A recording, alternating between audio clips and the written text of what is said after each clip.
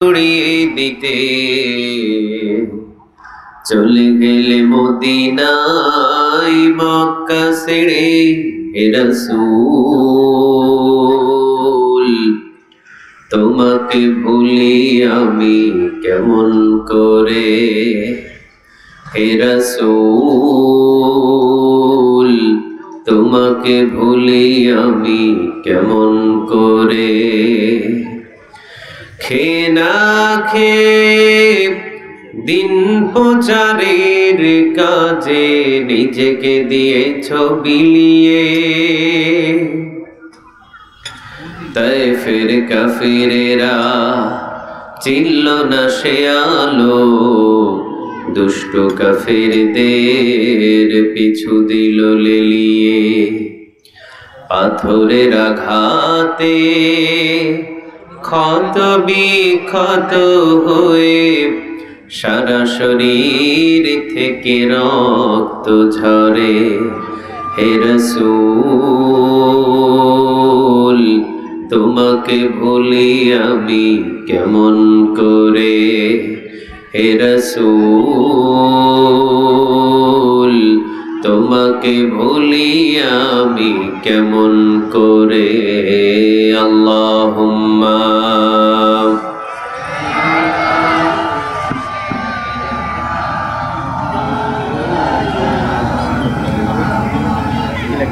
আওয়াজ দিচ্ছে মাইকে আওয়াজ দেয় কেন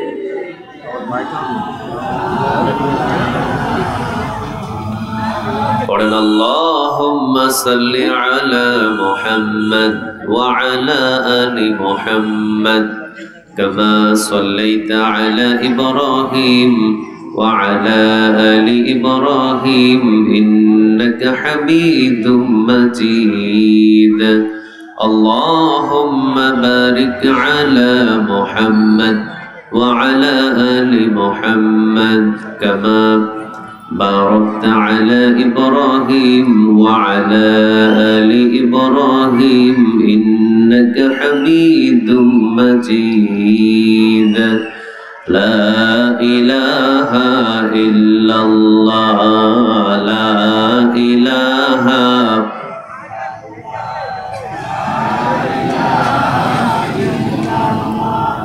لا إله إلا الله لا إله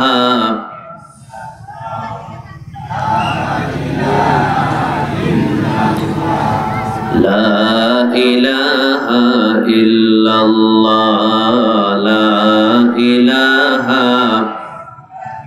আল্লাহ নামের জিকির করবে যারা আল্লাহর প্রিয় বান্দা তারা আল্লাহর প্রিয় বান্দা যারা জান্নাতে প্রবেশ করবে তারা জোরে লা ইলাহা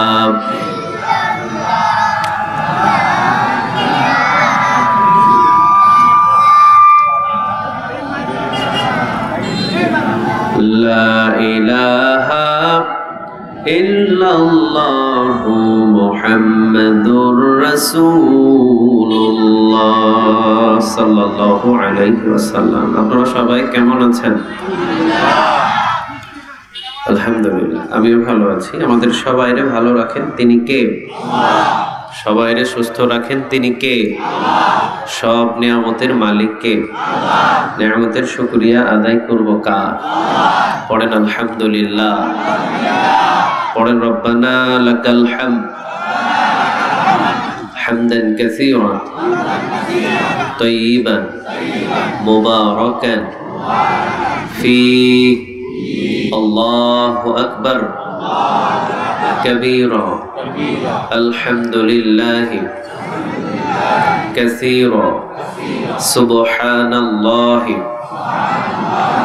বুকরাতান ওয়া আসীলা সুবহানাল্লাহি ওয়া বিহামদিহি আদাদা খালকিহি ওয়া রিদা নাফসিহি ওয়া জিনাতা আরশিহি ওয়া মিদাদা কালিমাতিহি লাকাল হামদ বিল কুরআন লাকাল হামদ বিল ইসলাম লাকাল হামদ বিআসমাইক ওয়া লাকা সামাইতা বিহি নাফসুক লাকাল হামদ ইয়া রব কামা ইয়ানবাগি লিজালালি ওয়াজহিক ওয়া আযীমি সুলতানিক। প্রশংসা করলাম কার? সবখানে আমরা প্রশংসা করব কার? খাওয়ার শুরুতে কার? খাওয়ার শেষে কার? কাউরে কিছু দেওয়ার সময় কার? ঘুমাইতে গেলে কার? ঘুম থেকে যখন জাগি তখন কার? আমার জীবনের শুরু থেকে শেষ পর্যন্ত একজনের প্রশংসা থাকবে, তিনি কে? আল্লাহ। আল্লাহর নাম নিতে আপনাদের কেমন লাগে? সবার ভালো লাগে? দেখি আল্লাহর নামে কি 3টা তাকবীর দেওয়া যাবে? কণ্ঠ ছেড়ে দিয়ে, আওয়াজ জুড়ে দিয়ে পারা যাবে? দেখি লিল্লাহে তাকবীর, লিল্লাহে তাকবীর, লিল্লাহে তাকবীর। আল্লাহ এই তাকবীর গুলো আমাদের আমল নামায় জমা করে দাও। আর একটু জুড়ে বলেন আমিন। আপনারা কোরআনের ময়দানে বসতে পেরে খুশি না বেজার? সবাই খুশি থাকবেন আউয়াল টু আখির, শুরু থেকে শেষ পর্যন্ত ইনশাআল্লাহ। নাকি চলে যাবেন? মানে বক্তার ওয়াজ ভালো লাগলে শুনবেন, না লাগলে উঠে যাবেন? না না, কোরআনের ময়দানটা এটা হলো জান্নাতের বাগান। এখানে যতক্ষণ বসে থাকবেন আপনার দ্বারাই কোনো গুনাহ হবে না। কোনো গুনাহ হবে? সবাই বলেন হবে না।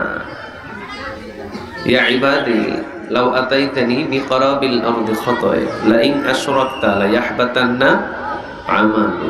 কিয়ামতের ময়দানে আল্লাহ সুবহানাহু ওয়া তাআলার দরবারে যদি দাঁড়ান, যদি শিরকের গুনাহ নাও থাকে, আল্লাহ আপনার গুনাহগুলো মাফ করে দিবে। আলহামদুলিল্লাহ বলবেন না?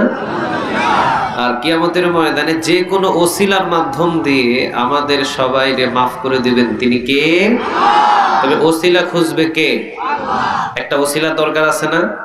হ্যাঁ, ওসিলা। আজকের এই মাহফিলের ওসিলাই তো আল্লাহ আমাদের মাফ করে দিতে পারে, পারে না?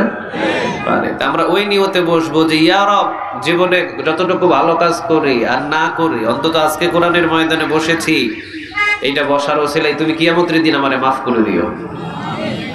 আমাদের জীবনে শিরক নাই নাকি? শিরক আছে আমাদের জীবনে? না, আমাদের জীবনে শিরক রাখবো না। আমরা তাওবা করে শিরক থেকে বিরত হয়ে পাকসাব হয়ে আমরা নেক আমল করা শুরু করবো আজ থেকে ইনশাআল্লাহ। তাহলে নিয়ত হলো আমাদের 2টা। কয়টা? সবাই বলেন কয়টা? নাম্বার 1, আজকে আমরা এই জায়গায় বসেছি, আল্লাহ মাহফিলের ওসিলায় তুমি আমাদের মাফ করে দিও। আর নাম্বার 2, আল্লাহ আমরা এখানে বসেছি শিরক মুক্ত আমল করা আজ থেকে শুরু করব ইনশাআল্লাহ। আল্লাহ আমাদের এই 2টা নিয়তকে তুমি আরশে কবুল করে নাও। যারা কোরআনের ময়দানে বসে জানেন এদের কোনো গুনাহ হয় না। এখন কি ইচ্ছা করলে এখানে একটা গুনাহ করতে পারবেন? সবাই বলেন পারবেন না। এখানে গুনাহ করা যায় না। মসজিদে যদি 5 ঘন্টা বসে থাকেন কোনো গুনাহ হয়? কিন্তু মসজিদ থেকে বাহির হলে শুরু হয়, ঠিক না? যেখানে তাকাবেন শুধু নারী, কোন দোকানে যাবেন শুধু নারী, 1বার 2বার 3বার, একবার তাকালে না আল্লাহ মাফ করে দিবে। রাসূল বলেন ইয়া আলী লা তুদবি'ন নাযরাতান নাযরা ফা ইন্না লাকাল উলা ওয়া লাইসাত লাকাল আখিরা। ও আলী, একবার তাকালে আল্লাহ এটা মাফ করবে, আর দ্বিতীয়বার তাকালে সেটা মাফ হবে না। তাহলে মসজিদের ভিতরে কি কোনো নারী দেখা যায়? কোনো ফাহিশা কোনো কথা বলা যায়? মিথ্যা কথা হয়? এই জায়গায় বসে কোনো নারী দেখছেন নাকি বলেন? মিথ্যা কথা আছে? টানাটানি আছে? হ্যাঁ, ফেসবুকে যে সেটিং করেন এটা আছে? না, কিছু নাই। মানে সব গুনাহ থেকে এই জায়গায় বসা মানে আমাকে মুক্ত করে রেখেছেন তিনি কে? তো এই জায়গাগুলো হলো দামি জায়গা।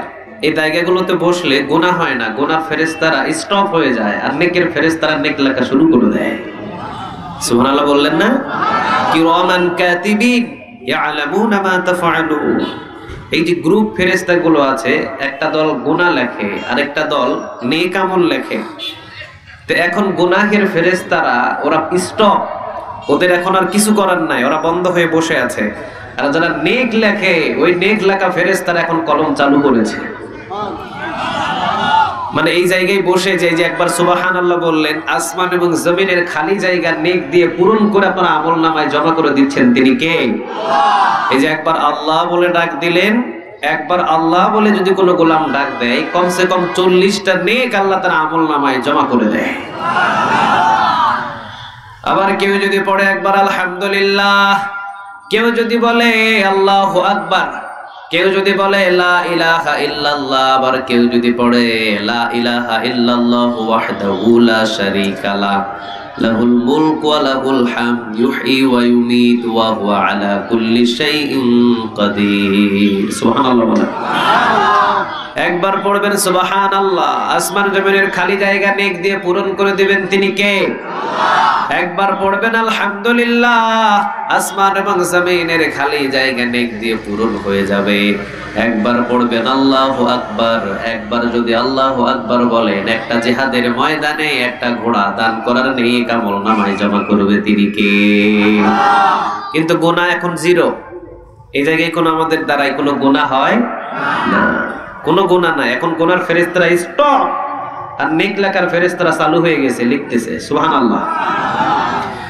তাহলে কোরআনের ময়দানে বসলে নেকের ফেরেশতারা শুরু করে নেক লেখা, আর গুনাহ লেখার ফেরেশতারা কলম চাবায়। ওদের লেখালেখি এখন নাই, ওরা একটু রেস্ট নিচ্ছে। কিন্তু এখান থেকে বাহির হইলেই শুরু হয়ে যাবে, ঠিক না? এখান থেকে বাহির হইলেই শুরু হয়ে যাবে ফেসবুকের ভিতরে। দেখবেন অশ্লীল নারীর ছবি, ফেসবুক স্টপ, বান্ধবীর সাথে কল। এখন মোবাইলে যে কথা বলতেছেন বান্ধবীর সাথে, হালাল না হারাম? সবাই বলেন হালাল না হারাম? আবার বন্ধু বান্ধবের সাথে আড্ডায় বসে গেলেন, আড্ডায় বসে এবার হাসি ঠাট্টা, এবার চলছে মিথ্যা কথা। মিথ্যা কথা কি হালাল না হারাম? কেউ যদি একটা মিথ্যা কথা বলে, কয়টা? শুনে নেন আজ থেকে। কেউ যদি একটা মিথ্যা কথা বলে, একটা কবিরা গুনাহ, আর একটা কবিরা গুনার জন্য কমসে কম, আমি তো কম করে বললাম, এর আরো বৃদ্ধি হতে পারে, কমসে কম ৭,৫০০ বছর আল্লাহ জাহান্নামের আগুনে জ্বালাবে। একটা যদি মিথ্যা কথা বলেন ইচ্ছাকৃতভাবে, যে মিথ্যা কথা বলেছেন, কমসে কম একটা কবিরা গুনাহ হলো, তো একটা কবিরা গুনার জন্য কম বলে দিলাম ৭,৫০০ বছর জাহান্নামের আগুনে জ্বালাবেন তিনি কে? এই জন্য এখান থেকে যখন বাহির হবেন তখন শুরু হবে মিথ্যা কথা বলা। আর এই জায়গায় যদি আজকে 5টা ঘন্টা সময় দিই, 5টা ঘন্টা নেকের পাল্লা নেক লেখা শুরু করে দিবেন ফেরেশতা। সুবহানাল্লাহ। তাহলে অন্তত আজকের দিনটা আমরা, কোন দিন? আজকের দিন, অন্তত আজকের দিনের এই মাহফিলটা আমরা যতটুকু আমাদের সময় আছে, সময় অনুযায়ী এখানে বসে আমরা সফল করবো ইনশাআল্লাহ। আমার পরে আরেকজন মেহমান আছেন, ঠিক না? আমার পরে আরেকজন আছেন আলহাজ হযরত মাওলানা ফখরুদ্দিন সাহেব, খতিব আমিন বাজার জামে মসজিদ ঢাকা। অত্যন্ত গুরুত্বপূর্ণ আলোচনা করেন, প্রবীণ আলোচক, অনেক পুরাতন আলোচক। ওনাদের আলোচনা ঠিক আল্লামা সাঈদীর সাথে করেছিলেন ওনারা। ওনাদের আলোচনা ছিল ঠিক ওই যে যারা বয়স্ক আর কি, বাংলাদেশের ভিতরে প্রবীণ কিছু আলোচক আছে না, ঠিক ওই রকম। আমাদের মতো এত অল্প বয়সে না, কারণ আমরা তো এই দিক দিয়ে কথা বললে ওই দিকে যাই, ওই দিকে কথা বললে ওই দিকে যাই। আর ওনাদের কথায়, প্রতিটা কথায় নূর আছে। আলহামদুলিল্লাহ বলেন। প্রতিটা কথায় নূর আছে। দেখবেন অনেকের কথা শুনলেই চোখ দিয়ে পানি ঝরে, নাই এমন? অনেকের আলোচনা দেখবেন মোবাইলে বাজাইলে চোখ দিয়ে পানি ঝরে, নাই? আছে এমন। ঠিক ওনাদের কথায় নূর আছে। উনি আমার পরে পরে আলোচনা করবে। এরপর আরেকজন আছে মুহাদ্দিস রফিকুল্লাহ আফসারী, যুবকদের আইডল না? খুব সুন্দর কথা বলেন কোরআন থেকে হাদিস থেকে। আবার মাঝে মাঝে খুব সুন্দর চমৎকার কথা বলে যুবকদের প্রাণ হৃদয় ঠান্ডা করে দেয়। আবার মাঝে মাঝে হাসায়, হাসায় না? ভালো লাগে। তা আমি তো নগণ্য গোলাম, কিছু সময় যখন ব্যয় করব আপনাদের কাছে, আপনারাও শুনবেন, এটাতে ফায়দা হবে। ফেরেশতারা নেক লিখবে যে কেউ যদি কোরআনের ময়দানে 1টা ঘন্টা সময় ব্যয় করে, কমসে কম 500 রাকাত কবুল হওয়া নফল নামাজের নেক আল্লাহ তার আমল নামায় জমা করে দেয়। দেখছেন কত লাভ কোরআনের ময়দানে বসলে। কারণ কোরআনটা কার বলেন তো ভাই? আর একজন চিৎকার দিয়ে বলেন কোরআনটা কার?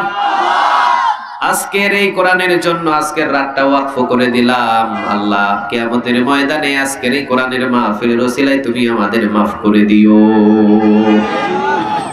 তিরমিজির বর্ণনা, কেউ যদি কোরআন শোনার জন্য 1টা ঘন্টা ব্যয় করে, 500 রাকাত কবুল হওয়া নফল নামাজের নেক আল্লাহ তার আমল নামায় জমা করে দেয়। আরেক বর্ণনায় যদি কেউ কোরআনের আয়াত নিয়ে গবেষণা করে, কোরআনের মজলিসে বসে যায়, কেউ যদি কোরআন নিয়ে গবেষণা করা শুরু করে দেয়, 60 বছর নফল ইবাদতের নিয়ে আল্লাহ তার আমলনামায় জমা করে দেয়। তবে মাধ্যম হলো একটা কিতাব। কিতাবটার নাম কি বলেন? সবাই বলেন কিতাবটার নাম। আজকে বিশ্বের ভিতরে নাস্তিকদের শুধু এই কিতাব দেখেই ভয়, ঠিক না? নাস্তিকরা কাউরে ভয় পায় না, জানেন? ওদের টাকার অভাব নাই, ওদের সম্পদের অভাব নাই, ওদের বাড়ি গাড়ির অভাব নাই, ওরা কাউরে ভয় পায় না। ভয় পায় শুধু একটা কিতাব। বলেন কিতাবটা কার? কারণ ওরা ভালোভাবেই জানে এই কিতাব যারা মানে তারা জীবন দিতে জানে, কিন্তু পিছনে হাঁটতে জানে না। 1000 সৈন্য আর 313 জন বিজয় নিয়ে বাড়ি ফিরে। সুবহানাল্লাহ। 1000 আর 313 জন বিজয় নিয়ে বাড়ি ফিরে চিৎকার দিয়ে পড়েন আল্লাহু আকবার। এরা হলো সেই জাতি, এদের কাছে এমন একটা কিতাব আছে, গাইডলাইন আছে, যে গাইডলাইনটা যখন তারা মানা শুরু করে ওরা সামনে আগায়, ওদেরকে পিছনে হাঁটানো যায় না। চিৎকার দিয়ে বলেন ঠিক কিনা? যদি আমাদের এই কোরআনের বিরুদ্ধে কেউ কথা বলে আমাদের কলিজায় আগুন ধরে কি ধরে না? আমার রাসূলের জীবনী আমরা কোনোদিন দেখি নাই, দেখছেন কোনোদিন? ৭,৫০০ মাইল দূরে আমার রাসূলের রওজা। বাংলাদেশ থেকে কত হাজার? আরো বেশি হতে পারে। আমি সাধারণ ধরলাম একটা ক্যালকুলেশন করে, ৭,৫০০ মাইল দূরে হলো মদিনা। আচ্ছা বলেন, জীবনে দেখি নাই যে রাসূলরে, কিন্তু ওই রাসূলরে যদি কেউ একটা বাজে মন্তব্য করে আমাদের কলিজায় ব্যথা লাগে। চিৎকার দিয়ে বলো ঠিক কিনা? এই জন্য নাস্তিকদের একটাই ভয়, কারণ এরা মুমিন, এরা মুত্তাকি, এরা রব হিসাবে মানে একজনকে, তিনি কে? ইন্নাল্লাযীনা ক্বালু রাব্বুনাল্লাহ। এই মুমিনগুলো আল্লাহ রাব্বুল আলামিনকে রব হিসাবে মেনে নেয়। সুম্মাস্তাকামু, তারা অটল থাকে। কি থাকে? তাদেরকে জেল দাও, তাদেরকে জুলুম দাও, তাদেরকে কারাগারে বন্দী করে দাও, তাদেরকে ফাঁসির মঞ্চে ঝোলাও, এরপরেও তারা বিন্দু পরিমাণ কখনো পিছু টান দেয় না। চিৎকার দিয়ে বলো ঠিক কিনা? এইটাই হলো মুমিনদের বৈশিষ্ট্য। এই জন্য আল্লাহ বলে ইন্নাল্লাযীনা ক্বালু রাব্বুনাল্লাহ, যারা আমি আল্লাহ রাব্বুল আলামিনকে রব হিসাবে মেনে নেয়। সুম্মাস্তাকামু, সূরা ফুসসিলাত 30 নম্বর আয়াত। হামিম সেজদা, এই সূরার নামটা দুইটা, হামিম সেজদা কেউ বলে ফুসসিলাত। এই সূরা 30 নম্বর আয়াতে আল্লাহ এই কথাটা বলছেন, ইন্নাল্লাযীনা ক্বালু রাব্বুনাল্লাহ, যারা আমি আল্লাহকে রব হিসাবে মেনে নেই। সুম্মাস্তাকামু, যারা অটল থাকে, তাতানাজ্জালু আলাইহিমুল মালায়েকা, তাদের কাছে আমি ফেরেশতা পাঠিয়ে দিই। মৃত্যুর পূর্বে হতে পারে ফেরেশতা, আবার জীবিতকালীনও হতে পারে ফেরেশতা আসে তাদের কাছে। ফেরেশতা আসার পরেই তাদেরকে বলে আল্লাহ তাখাফু, তোদের কোনো ভয় নাই, ওয়ালা তাহজানু, তোদের কোনো চিন্তা নাই, ওয়াবশিরু বিল জান্নাহ, তোদের জন্য জান্নাতের ব্যবস্থা বন্দোবস্ত করে রেখেছেন। তিনি কে? আমরা একজনকে রব হিসাবে মানি, তিনি কে? আমরা যাকে রব হিসাবে মানি, যার কিতাব মানি, যে রাসূলকে জীবনের চাইতে বেশি ভালোবাসি, ওইগুলার বিরুদ্ধে যদি কেউ কথা বলে মুমিনদের কলিজায় পানি থাকে না। চিৎকার দিয়ে বলেন ঠিক কিনা? এই জন্য নাস্তিকেরা খুব ভয় পায় এই কোরআনটাকে, কারণ এই কোরআন যারা মানে, কোরআনটাকে যারা ফলো করে, ওদেরকে বুলেটের গুলি দিয়েও সরানো যায় না, ওদেরকে জেলের ভয় দেখিয়েও সরানো যায় না। ওদের ছেলে গুম করলে ওরা সরে না, ওদের মেয়ে গুম করলে ওরা সরে না, ওরা শুধু কোরআনটাকে বুকের ভিতর আগলে নিয়ে থাকে। চিৎকার দিয়ে বলেন ঠিক কিনা? আমার ছেলে গুম, আমি কি কোরআন বুক থেকে ছেড়ে দেব? আমার মেয়ে গুম, আমি কি কোরআন বুক থেকে ছেড়ে দেব? আমার জেলখানায় নিয়ে যাওয়া হলো, এটার ভয়ে কোরআন ছেড়ে দেব? আমাকে ফাঁসির মঞ্চে ঝোলানো হলো, আমি কি ভয়ে কোরআন ছেড়ে দেব? ওই নাস্তিকেরা ভালোভাবে জানে যে এই কিতাবটা যারা মানে, ওদেরকে লাঠি দিয়ে পিটে, বুলেটের গুলি দিয়ে ঝাঁঝরা করলেও বুকটা পাতিয়ে দেয়, কিন্তু কোরআন তারা হাত থেকে ছাড়ে না। চিৎকার দিয়ে বলো ঠিক কিনা? এই জন্য নাস্তিকরা খুব ভালোভাবে জানে যে এই কোরআনটা এমন একটা কিতাব, যে কিতাবটা মানলে ওই বান্দার সাথে পক্ষ নেয় একজন, তিনি কে? আমাদের সাথে কে আছে বলেন? সবাই বলেন কে? এই জন্য এই জায়গার ভিতরে যেহেতু কোরআন, কোরআনের জন্য এই জায়গার সম্মান বেশি, মর্যাদা বেশি। কোরআন থেকে যদি এখানে আলোচনা না হয়, এই ময়দানের কোনো মূল্য থাকবে না। এখানে গীতা পাঠ হবে, তাহলে কি এটা জান্নাতের বাগান হবে? এখানে ধরেন যে ইংলিশ টিচিং দেওয়া হবে, ইংরেজি কিছু কথা বলা হবে, এই মজমার কি কোনো মূল্য হবে না? কিন্তু এখানে কোরআন হাদিস থেকে কথা হবে। আল্লাহ বলে এই ময়দানটা জান্নাতের বাগান বানায় দিলাম। সুবহানাল্লাহ না? চিন্তা করে দেখেন, এই জায়গায় আপনি অন্য একটা সাংস্কৃতিক একটা অনুষ্ঠান করবেন, মেয়ে নাচাবেন, গান বাজনা করবেন, গানের কনসার্ট করবেন, প্রাইভেট পড়াবেন, যে কোনো একটা মজমা করবেন, এখানে কোনো দাম নাই। কিন্তু এই কোরআনের আলোচনা করবেন, আল্লাহ কয় এটারে আমি জান্নাতের বাগান বানালাম। এই কোরআনের আলোচনা হবে, আল্লাহ বলে এখানে হাজার হাজার ফেরেশতা নাজিল হয়। সুবহানাল্লাহ বলবেন না? হাজার হাজার ফেরেশতা নাজিল হয়, চতুর্দিকে ফেরেশতা ঘিরাও। ফেরেশতাগুলো আল্লাহর কাছে যায়, আল্লাহ বলে কোথায় গেছিলি? আমি গেছিলাম, আমরা গেছিলাম ওই যে কোরআন থেকে আলোচনা হয়। কারণ এই কোরআনটা হলো পৃথিবীর শ্রেষ্ঠ কিতাব, এর চাইতে দামি কিতাব একটাও খুঁজে পাওয়া যাবে না। ওই জায়গায় গিয়েছিলাম ইয়া রব, ওখানে কোরআন থেকে আলোচনা হয়। আচ্ছা, ওরা আমার প্রশংসা নিয়ে ব্যস্ত, ওরা কি চায় রে? লম্বা ঘটনা। আল্লাহ আপনার কাছে মাপ চাই আর ওরা জান্নাত চায়। আল্লাহ বলে ওদেরও মাফ করে দিলাম, ওদের জন্য জাহান্নাম হারাম করে দিলাম, আর ওদেরকে আমি জান্নাত ওয়াকফ করে দিলাম। ফেরেশতা তোরা সাক্ষীরা, তোদেরকে আমি সাক্ষী রেখে 3টা ওয়াদা করলাম। জোরে বলেন কয়টা? আচ্ছা, আব্দুল কুদ্দুস মিয়ার ফুসকার দোকানে যদি বসে থাকবে, আল্লাহ ওর জন্য কি ওয়াদা করবে? যে আব্দুল কুদ্দুস মিয়ার ফুসকার দোকানে যে বসে আছে, ওর জন্য জাহান্নাম হারাম, জান্নাত ওয়াকফ, আর ওকে আমি আজ থেকে ভালোবাসা শুরু করলাম, এই যে ওয়াদা কি করবে? কিন্তু এই কোরআনের ময়দানে বসার কারণে আল্লাহ ফেরেশতাদের সাক্ষী রেখে কয়, ফেরেশতা তোরা সাক্ষী রাখ, হ্যাঁ, ওরা আমার প্রশংসা করে তো আমি ওদের মাফ করে দিলাম, আমি ওদের জন্য জাহান্নাম হারাম করে দিলাম, আর আমি ওদের জন্য প্রতিটা জান্নাত ওয়াকফ করে দিলাম। বলেন যেখানে কোরআন সেখানে সম্মান দান করেন তিনি কে? আর জোরে বলেন কে? এই জন্য কোরআনের ময়দানে আমরা যারা বসতে পেরেছি, আমাদেরকে ভালোবাসেন কে? সুবহানাল্লাহ বলেন। সবাই কিন্তু মসজিদে যাইতে পারে না, ঠিক না? দেখবেন বাংলাদেশের বহু সুখী মানুষ মসজিদে যাইতে পারে না, নাই এমন? বহু সম্পদওয়ালা মসজিদে যাওয়ার জন্য সুযোগ হয় না, গাড়ি আছে, বাড়ি আছে, টাকা আছে, পয়সা আছে, কিন্তু মসজিদে গিয়ে 5 ওয়াক্ত নামাজ পড়তে পারে না। কিন্তু অসংখ্য মানুষ দেখবেন দিন মজুরি, 5 ওয়াক্ত নামাজ মসজিদে আছে না নেই?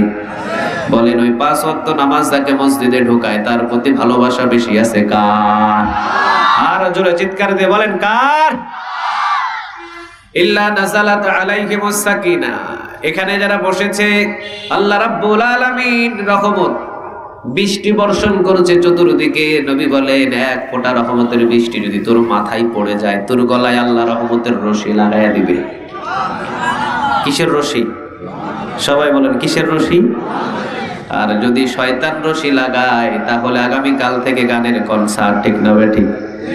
নবী বলেন আল্লাহ যদি রহমতের রশি লাগায় তোমার গলায়, আজান হতে দেরি হবে, তোমাকে মসজিদে নিয়ে যেতে দেরি করবে না কে? ফজরের আজান হয়, কম্বল গায়ে দিয়ে মুড়িয়ে দিয়ে ঘুমায় থাকি, বোঝা যায় শয়তানের রশি আমার গলায়। আর যেই মুমিনের গলায় আল্লাহর রহমতের রশি লাগানো, ফজরের আজান হয়, সাথে সাথে টান দিয়ে ঠান্ডা পানি দিয়ে ওযু করে মসজিদে হাজির করে। সুবহানাল্লাহ নেই? এখন আমাদের গলায় রশি লাগাতে চাই কার? আর জোরে বলেন কার? আল্লাহ তুমি আমাদের প্রত্যেকের গলায় তোমার রহমতের রশি লাগায়া দাও। আরো জোরে বলা যায় না আমিন? মুজাহিদ রাহিমাহুল্লাহ, সিনসিন ওনারে মুজাহিদ রাহিমাহুল্লাহ জবরদস্ত একজন আল্লাহওয়ালা ছিলেন, একজন ওলি ছিলেন। উনি ওনার একজন গোলামকে ক্রয় করার জন্য উনি বাজারে গিয়ে দেখেন একটা গোলামি আছে। কয়টা? একটা গোলামি আছে। এতে মুজাহিদ রাহিমাহুল্লাহ ওই একটা গোলামকে ক্রয় করার জন্য মালিকের সাথে কথা বলছেন। এইবার গোলামটা কয়, মুজাহিদ আমাকে যদি ক্রয় করতে হয় আমার একটা শর্ত মানতে হবে। কয়টা শর্ত? কথা কি বুঝতেছেন ভিতরে? দেখেন আল্লাহ যে আমাদের কত ভালোবাসে একটু পরে বুঝবেন। মুজাহিদ রাহিমাহুল্লাহ বলে, বাবারে বাবা, গোলাম কিনবো আমি আর শর্ত মানতে হবে আমাকে? ঠিক আছে যা, তোর কি শর্ত মানবো এটা বল, ভালো মানুষ তো। গোলাম কয়, আমারে যদি ক্রয় করে আপনি বাড়ি পর্যন্ত কিনে নিয়ে যান তাহলে আমারে ইশারা নামাজের পর থেকে ফজর পর্যন্ত ডাকাডাকি করতে পারবেন না। তো মুজাহিদ রাহিমাহুল্লাহ মনে করেছে মনে হয় ঘুমাবে। কি করবে? ইশার নামাজের পর থেকে ফজর পর্যন্ত কি করি আমরা? সবাই বলেন কি করি? ঘুমাই। তো মুজাহিদ রাহিমাহুল্লাহ মনে করেছে একটু ঘুমাবে, সারাদিন কাজকর্ম করবে, গোলাম তো। যা ঠিক আছে, রাতের বেলা তুই ঘুমাস, অসুবিধা নেই, তোরা ডাকবো না আমি। ক্রয় করে নিয়ে গেলেন মুজাহিদ রাহিমাহুল্লাহ।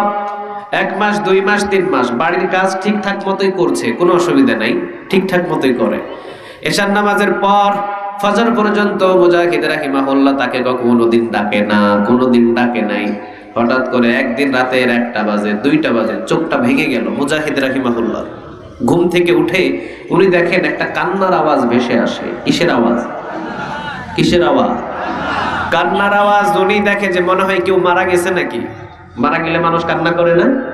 দেখে না বাহিরে কোনো কান্নার আওয়াজ নাই, কেউ মারাও যায় নাই। তো উনি ডান দিকে দেখে, বাম দিকে দেখে, বাড়ির এই কিনার ওই কিনার, বাহিরে কোনো আওয়াজ নাই, কান্নার আওয়াজ। ওনার ঘরের ভিতর থেকে কান্নার আওয়াজ ভেসে আসে। উনি লক্ষ্য করলেন, কিরে আমার ঘরে তো মাত্র মানুষ আমরা 2 জন। কয়জন? এক ঘরে আমি, আরেক ঘরে গোলাম। ও তো ঘুমানোর কথা এশার নামাজের পর থেকে ঠিক ফজর পর্যন্ত, কান্নার আওয়াজ কোথায় থেকে আসে? উনি এবার কানটা লাগায় দিয়েছে গোলামের ঘরের দরজার সাথে। দেখে গোলামের ঘরের দরজার ভিতরে, অর্থাৎ গোলামের ঘরের ভিতরে আল্লাহর মহব্বতের কান্না ভেসে আসে। মুজাহিদ রাহিমাহুল্লাহ দরজার সাথে কান লাগালেন। কান লাগানোর পর তাকিয়ে রইলেন, দেখি কি কয়। এই গোলাম গুনগুন গুনগুন করে কান্না করে আর আল্লাহর কাছে মোনাজাত করে বলে, আল্লাহ এই এলাকার ভিতরে আমার চাইতে বেশি ভালোবাসা আপনি কাউরে বাসেন না, আপনি আমারে সব চাইতে বেশি ভালোবাসেন। সারাদিন আপনি আমারে মানুষের কাজ করান, আমি গোলাম, আর সারা রাত আপনি আমারে এত ভালোবাসা দেন। আমি বুঝি আমার চাইতে এলাকার ধনী মানুষ, লাখপতি মানুষ, কোটি কোটি সম্পদের মালিক আছে, কিন্তু আমার চাইতে আমি গোলাম হতে পারি, আমার চাইতে আপনি এলাকার অঞ্চলের কোনো মানুষকে বেশি ভালোবাসেন না। সুবহানাল্লাহ। মুজাহিদ রাহিমাহুল্লাহ কথা শুনে দরজাটাতে ধাক্কা দিয়ে ভিতরে ঢুকে কই, গোলামের ঘরের গোলাম, তোর কাছে কি আল্লাহ টেলিফোন করে বলে দিছে যে আল্লাহ তোরে সবচেয়ে বেশি ভালোবাসে? আল্লাহ কি তোর কাছে চিঠি পাঠাইছে নাকি? আল্লাহ কি তোর কাছে ওহী পাঠিয়েছে?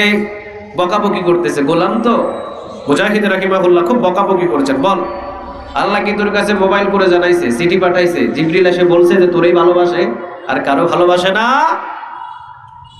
গোলামটা চোখের পানি ছেড়ে দিয়ে বলল, মুজাহিদ রাহিমাহুল্লাহ, যদি আপনারে আল্লাহ আমার চাইতে বেশি ভালোবাসতো, রাতের 2টা বাজে আপনি কম্বল মোড়ায়া ঘুমাইতে পারতেন না। সুবহানাল্লাহ।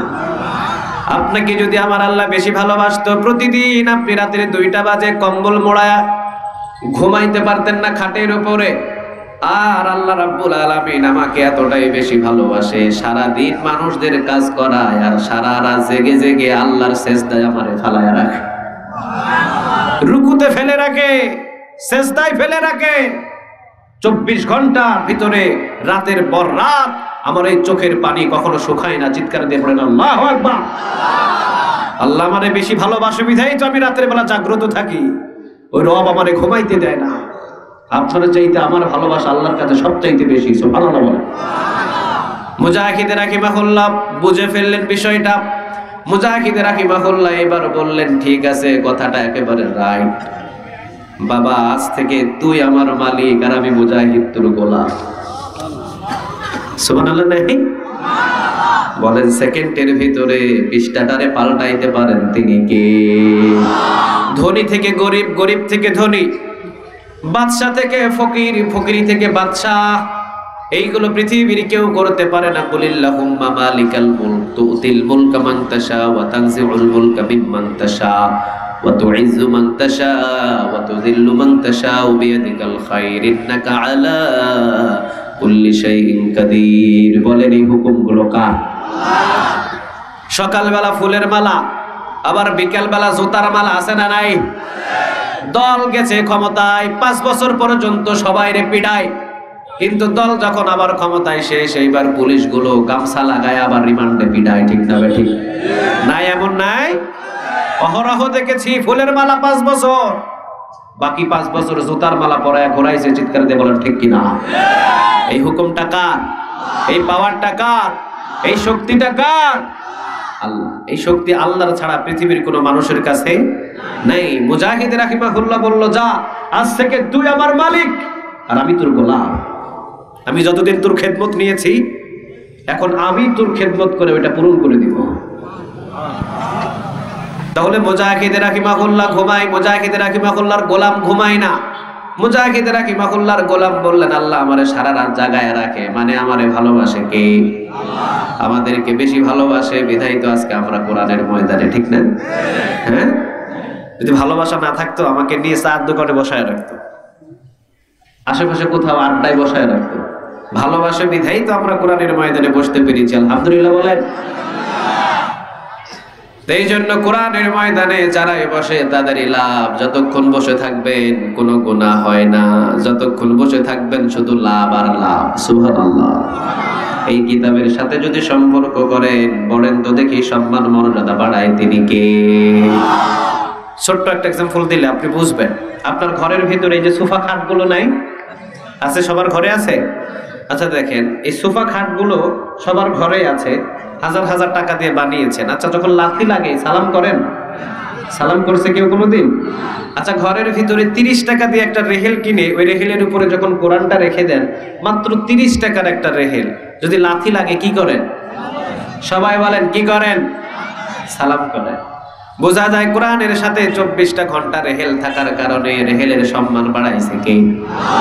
কিন্তু 1000 টাকা দাম বেশি এই খাটে কাটের, কিন্তু হাজার হাজার লাথি লাগে কোনো সালাম হয় না। কিন্তু 30 টাকা দাম, তারপরও কোরআনের সাথে দামি কিতাবের সাথে সম্পর্ক থাকার কারণে সম্মান বাড়ালেন কে? এই জন্য আল্লাহ রাব্বুল আলামিন বললেন আর রহমান, আমি রহমান। আল্লামাল কোরআন, আমি দিয়েছি তোদেরকে কোরআন। খালাকাল ইনসান, মানুষ বানালাম আমি। আল্লামাহুল বায়ান, বয়ান শিখালেন তিনি কে? কথা বলার বাকশক্তি দিলেন কে? এই জন্য বুঝে নেবেন, মানুষ হইলে ওইটা মানুষ হয় না, মানুষ ভাবে জন্ম নিলে ওইটা মানুষ হয় না, ওইটাকে মানুষ বানাতে হয়। আর ওইটাকে মানুষ বানানোর জন্য একটা কিতাবের প্রয়োজন। বলেন কিতাবটা কার? এই কিতাব যদি না মানে সে মানুষ থাকে না, সে অমানুষে পরিণত হয়ে যায়। এই জন্য আল্লাহ অন্য জায়গায় নাজিল করলেন উলাইকা কাল আনআম, কিছু মানুষ আছে জানোয়ারের মতো। কিসের মতো? কে বলছে এটা? সবাই বলেন কে? এইটা আমার কথা না, কথাগুলো বুঝেন। আল্লাহ বললেন উলাইকা কাল আনআম, কিছু মানুষ আছে জানোয়ারের মতো। আরে মানুষ কেমনে জানোয়ারের মতো হয়? আবার আল্লাহ বলছেন বালহুম আদাল, বরং এরা জানোয়ারের চাইতো আরো খারাপ, কুকুরের চাইতো খারাপ। ঠিক না ভাই? ঠিক চিন্তা করছেন? এটা আমার কথা না, কিন্তু কার কথা? তবে মানুষ যদি আপনি হতে চান, একটা কিতাবকে ফলো করতে হবে। বলেন কিতাবটা কার? এই কিতাবটাকে আপনি অস্বীকার করবেন, আপনি মানুষ না, আপনি জানোয়ারে রূপান্তরিত হবেন। যে কোরআন মানে না, যে হাদিস মানে না, যে ইসলাম মানে না, যে আল্লাহকে গালি দেয়, যে কোরআনকে ভৎসনা দেয়, যে আমার রাসূলকে গালি দেয়, সে কখনো মানুষ না, সে অমানুষ। চিৎকার দিয়ে বলেন ঠিক কিনা? আবার নবী নিজেও বলেছেন, দেখবা যে আমি মুহাম্মদকে গালি দিবে তার জন্ম সমস্যা আছে। সুবহানাল্লাহ নাই? এই পর্যন্ত যতগুলো নাস্তিক খবর নিয়ে দেখেন, যারাই আমার রাসূলকে নিয়ে বাজে কথা বলেছে, একটারও বাবার ঠিক নাই। ঠিক আছে? ঠিক নাই, একটা বাবাও ঠিক নাই। কোনটা যে বাবা এটা বলতেই পারবে না সে। আর যার বাবার পরিচয় ঠিক আছে, সে কখনো কোরআন হাদিসের বিরুদ্ধে কথা বলতে পারে না। মানুষ হয়ে জন্মগ্রহণ করতে হলে মানতে হবে কোরআন।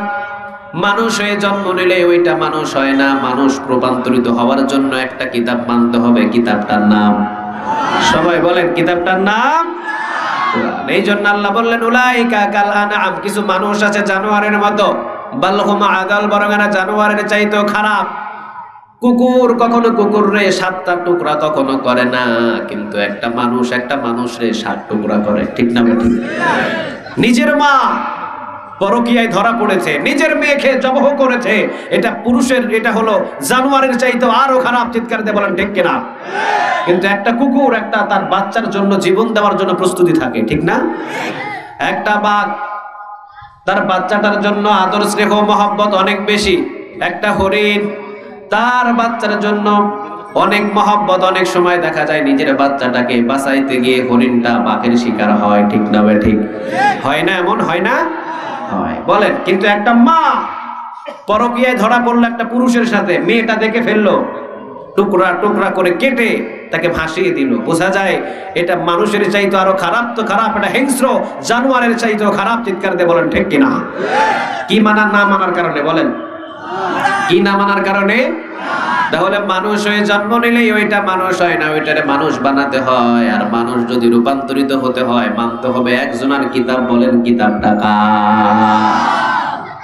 আল্লাহ রাব্বুল আলামিন এখানে বলছেন কিতাবুন আনজালনাহু ইলাইকা লিতুখরিজান নাসা মিনায-যুলুমাতি ইলান-নূর। সূরা ইব্রাহিমের প্রথম নম্বর আয়াতে আল্লাহ বলেছেন কিতাবুন আনজালনাহু ইলাইকা লিতুখরিজান নাসা মিনায-যুলুমাতি ইলান-নূর।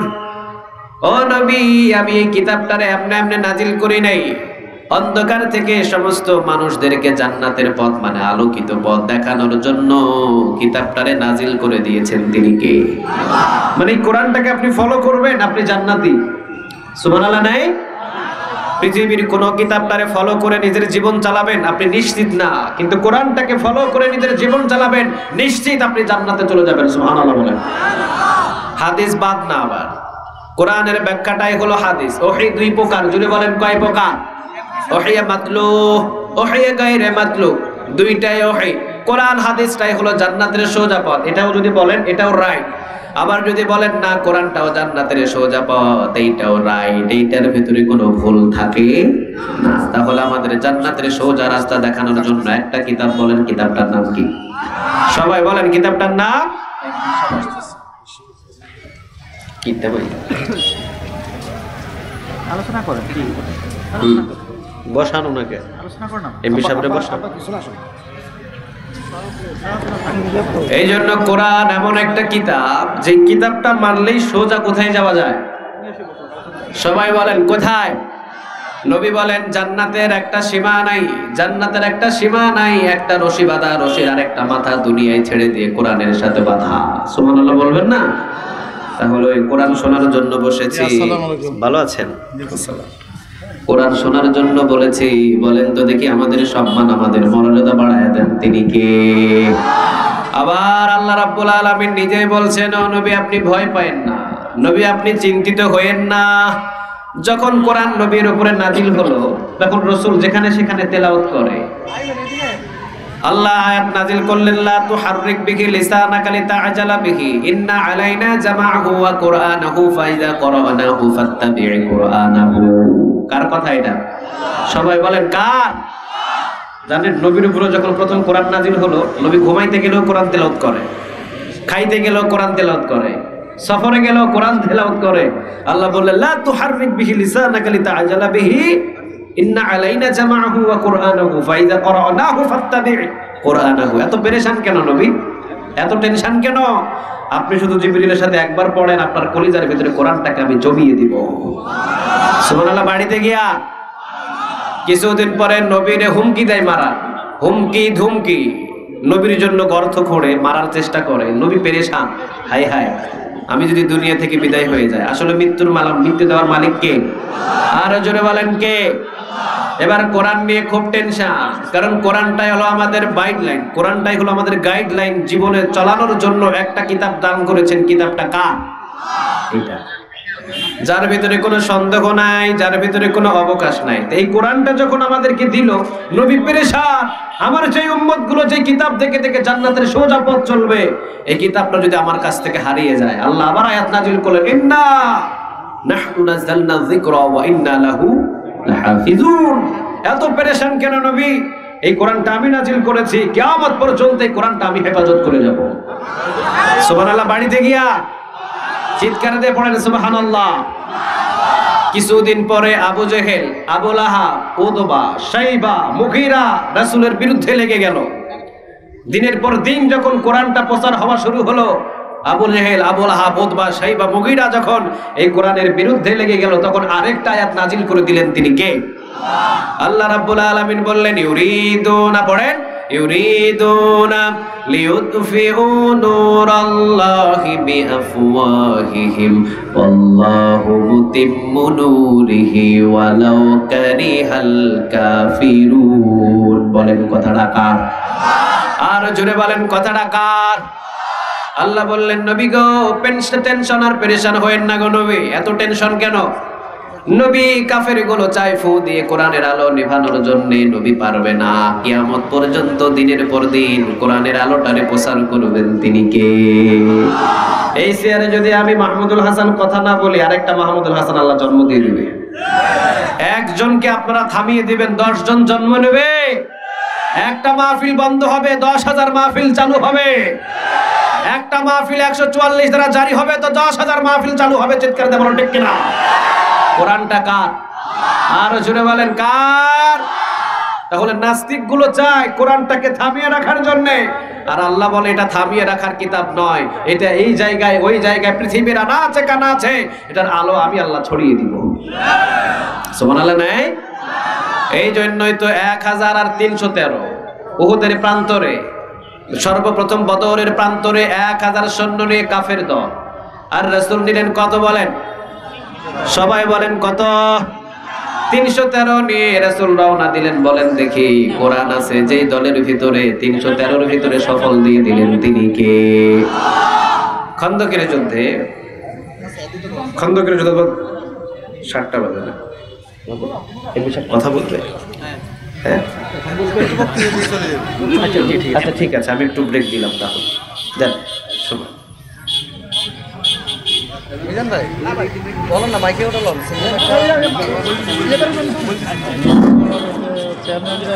সম্মানিত মুসলিয়ানে কেরাম, আমরা দেখতে পাচ্ছি আমাদের মাঝে এসে উপস্থিত হয়েছেন বাসুবাজার ঈদগাহ কমিটি এবং এলাকাবাসীর উদ্যোগে আজকের বিশাল তাফসীরুল কোরআন মাহফিলের সম্মানিত প্রধান অতিথি, লক্ষ্মীপুর 2 রায়পুর আসনের সম্মানিত মাননীয় সংসদ সদস্য জনাব অ্যাডভোকেট নুরউদ্দিন চৌধুরী নয়ন সাহেব। মেহমানের ব্যস্ততার কারণে ওনাকে একটু সময় দিতে হচ্ছে, তাই নয়। পৃথিবীতে যত কিতাব আছে সব কিতাবের উপরে একটা কিতাব, কিতাবটা কার? সে কিতাবের নাম কি বলেন? কোরআন। যদি কেউ বলে কমসে কম আমল নামায় 40 থেকে 50টা নেক আমল নামায় জমা হয়ে যাবে। কারণ আর রহমান আল্লামাল কোরআন, ইন্নাহু লাকুরআনুন কারীম। কোরআন শব্দটা কোরআনের ভিতরেই লিখিত। কোরআন যদি বলে কেউ, হরফটা কোরআন বলে যদি কেউ শব্দ গঠন করে যদি বলে এই কোরআন, কোরআন শব্দটা বললে আমল নামায় কমসে কম 40টা নেক জমা করে দেয়, তিনি কে? কোরআনুল কারীম, কোরআনুল আযীম। শুধু এতটুকু যদি বলেন অন্তত 50-100টা নেক আমল নামায় জমা হয়ে যাবে। তাহলে পৃথিবীতে এমন কোনো কিতাব নাই যে কিতাবের নামটা নিলেই আমল নামায় নেক জমা হয়, কিন্তু এই একটাই কিতাব, এটার নাম নিলেও আমল নামায় নেক জমা হয়। আবার 3টা জিনিসের দিকে নজর করলে নেক পাওয়া যায়। জোরে বলেন কয় জিনিস? 3 জিনিস। জানেন এটা? কাবা ঘরের দিকে যদি তাকান আর যদি আপনি বলেন এটা আমার রবের ঘর, এটা আমার আল্লাহর ঘর, এই ঘরের মালিক পৃথিবীর কেউ নয়, এই কাবা ঘরের মালিক আমার আল্লাহ, যদি এই সাক্ষ্যটা দেন, রহমতের ফেরেশতাগুলো আপনার আমল নামায় নেক লেখা শুরু করে দেয়। দ্বিতীয় নাম্বার, মায়ের চেহারার দিকে যদি নজর দিয়ে তাকান, কবুল হজের নেক আপনার আমল নামায় জমা হয়ে যায়। আর 3য় নাম্বার, কোরআনটা যদি নাও পড়তে পারেন, যদি কোরআনের দিকে নজর দিয়ে তাকায় বলেন এইটা আমার আল্লাহর কিতাব, এইটা আমার মালিকের বানান পাঠানো কিতাব, এমন একটা কিতাব যার ভিতরে কোনো ভুল নাই, সন্দেহ নাই, ঠিক না? যালিকাল কিতাবু লা রাইবা ফীহি হুদাল লিল মুত্তাকিন। This is the book, so there is no doubt. কোনো সন্দেহ নাই, কোনো অবকাশ নাই। শুধু তাকিয়ে রয়েছেন এই দিকে, আপনি পড়তে পারেন না, শুধু নজর করে তাকিয়ে আছেন, এটা আমার রবের কিতাব, এটা আমার মালিকের কিতাব, এইটা আমার আল্লাহর কিতাব। এই নজর করে যদি শুধু তাকিয়ে থাকেন আর পৃষ্ঠাগুলো উল্টান, রহমতের ফেরেশতাগুলো আমল নামায় নেক লেখা শুরু করে দেয়। এই জন্য 3 জিনিসের দিকে যদি তাকান, আমল নামায় নেক জমা করে দেয়, তিনি কে? তাহলে আজ থেকে আমরা বুঝলাম পৃথিবীর শ্রেষ্ঠ কিতাব, কিতাবটার নাম হলো কোরআন। কোরআনটাকে ফলো করে করে এরপর আমাদের জীবনটা চালাবো ইনশাআল্লাহ। কারণ সূরা ইব্রাহিমের 1 নম্বর আয়াত থেকে আমরা দলিল পেলাম, কিতাবুন আনজালনাহু ইলাইকা লিতুখরিজান নাসা মিনাজ যুলুমাতি ইলান নূর। বান্দাদেরকে অন্ধকার থেকে আলোর পথ দেখানোর জন্য কোরআনটারে নাজিল করেছেন, তিনি কে? মানে আমরা সবাই হলো অন্ধকার পথে আছি। আর জান্নাতের সোজা রাস্তা কয়টা? সবাই বলেন কয়টা? ইহদিনাস সিরাতাল মুস্তাকিম। মুস্তাকিমের পথ হলো কয়টা? একটা। এই যে ইহদিনাস সিরাতাল মুস্তাকিম, এই মুস্তাকিমের পথ হলো একটা, ওই পথটা হলো 30 পারা কোরআন। সুবহানাল্লাহ বলেন। নবী বলেন কেউ যদি কোরআনের হালাল মানে, কেউ যদি কোরআনের হারাম মানে, কোরআন দেখে যে যদি নিজের জীবনটাকে চালায় সোজা জান্নাতে চলে যাবে। কোথায় যাবে? জান্নাত। তাহলে কোরআন যেটাকে হালাল বলে আমরা ওইটা হালাল মানবো, কোরআন যেটাকে হারাম বলে আমরা ওইটাকে হারাম মানবো ইনশাআল্লাহ। আল্লাহ রাব্বুল আলামিন সূরা আত-তাওবা, সূরার নাম কি বলেন? সবাই বলেন। 9 নম্বর সূরা, এরপরে 4 নম্বর একটা সূরা, এরপরে সর্বপ্রথম একটা সূরা, সর্বশেষ একটা সূরা। সর্বপ্রথম সূরার নাম কি? সূরাতুল। সর্বশেষ সূরাটার নাম কি বলেন? জানেন না সবাই? মাঝখানে একটা ছোট্ট সূরা আছে সূরা ইখলাস, সবাই জানেন? একবার পড়লে 10 পারা কোরআন তেলাওয়াতের নেক আমলনামায় জমা করে দেয় তিনি কে? এই কোরআনের ভিতরে সবচেয়ে একটা দামি আয়াত আছে, আয়াতটার নাম কি বলেন? আয়াতুল কুরসি। দেখেন সূরাতুল ফাতিহা ওটা শুরু হলো আলহামদুলিল্লাহ, আল দিয়ে, কি দিয়ে? আল। আর আয়াতুল কুরসি শুরু হয়েছে কার নাম দিয়ে? আল্লাহ। কার নাম দিয়ে? মানে আল্লাহু লা ইলাহা ইল্লা হুয়া আল হাইয়ুল কাইয়ুম, মানে আল্লাহ দিয়ে শুরু হওয়ার কারণে সবচাইতে দামি আয়াত হয়েছে আয়াতুল কুরসি। চিৎকার দিয়ে পড়েন আল্লাহু আকবার। আমরা আজকে কথা শুনবো সূরা আন-নিসা। সূরার নাম কি? কয় নম্বর সূরা? সবাই বলেন কয় নাম্বার? 4 নাম্বার। 4 নাম্বার সূরা, সূরা আন-নিসার 34 নম্বর আয়াত। কত নম্বর? 34 নম্বর আয়াতে আল্লাহ সুবহানাহু ওয়া তাআলা বান্দাদেরকে কয়েকটা হুকুম দিচ্ছেন। কি দিচ্ছেন? হুকুম। আল্লাহ সর্বপ্রথম এখানে হুকুম ছুড়ে দিলেন ওয়াবুদুল্লাহ। আল্লাহ এখানে প্রথমে হুকুম ছুড়ে দিচ্ছেন ওয়াবুদুল্লাহ, মানে ইবাদত হবে কার? আর জোরে চিৎকার দিয়ে বলেন কার? আল্লাহ বললেন বান্দারে পৃথিবীতে আমি যা বানিয়েছি সবগুলো আমার ইবাদত করে। সুবহানাল্লাহ নাই? বলেন ওই আসমান, এই জমিন, ওই সূর্য, ওই চন্দ্র, ওই তারকা রাশি, জমিনের ভিতরে যা কিছু আছে সবকিছু হুকুম মানে কার? অবিশ্বাস হয়? অবিশ্বাস?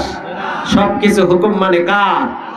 এটা আমার কথা না, এটা কোরআনের কথা। আল্লাহ বলছেন আফা গায়রা দীনিল্লাহি ইয়াবগুনা ওয়া লাহু আসলামা মান ফিস সামাওয়াতি ওয়াল আরদি তাওআউ ওয়া কারহাউ ওয়া ইলাইহি ইরজাউন। আল্লাহ বলছেন আফা গায়রা দীনিল্লাহি ইয়াবগুনা ওয়া লাহু আসলামা মান ফিস সামাওয়াতি ওয়াল আরদি তাওআউ ওয়া কারহাউ ওয়া ইলাইহি ইরজাউন। বলেন কথাটা কার? আল্লাহ বলছেন আসমানে এবং জমিনে যা কিছু আছে সবগুলো পৃথিবীর কারো হুকুম মানে না, সবগুলো হুকুম মানে একজনের, তিনি কে? তা সাগরের পানিগুলো কার হুকুম মানে? সবাই বলেন কার? নাকি ও নিজের মন মতো চলে? না, নিজের মন মতো চলে না। ঘূর্ণিঝড় ওটা কার হুকুমে হয়? আসমান থেকে বৃষ্টি নামে কার হুকুমে? এই জমিনটা বিছানা হয়েছে কার হুকুমে?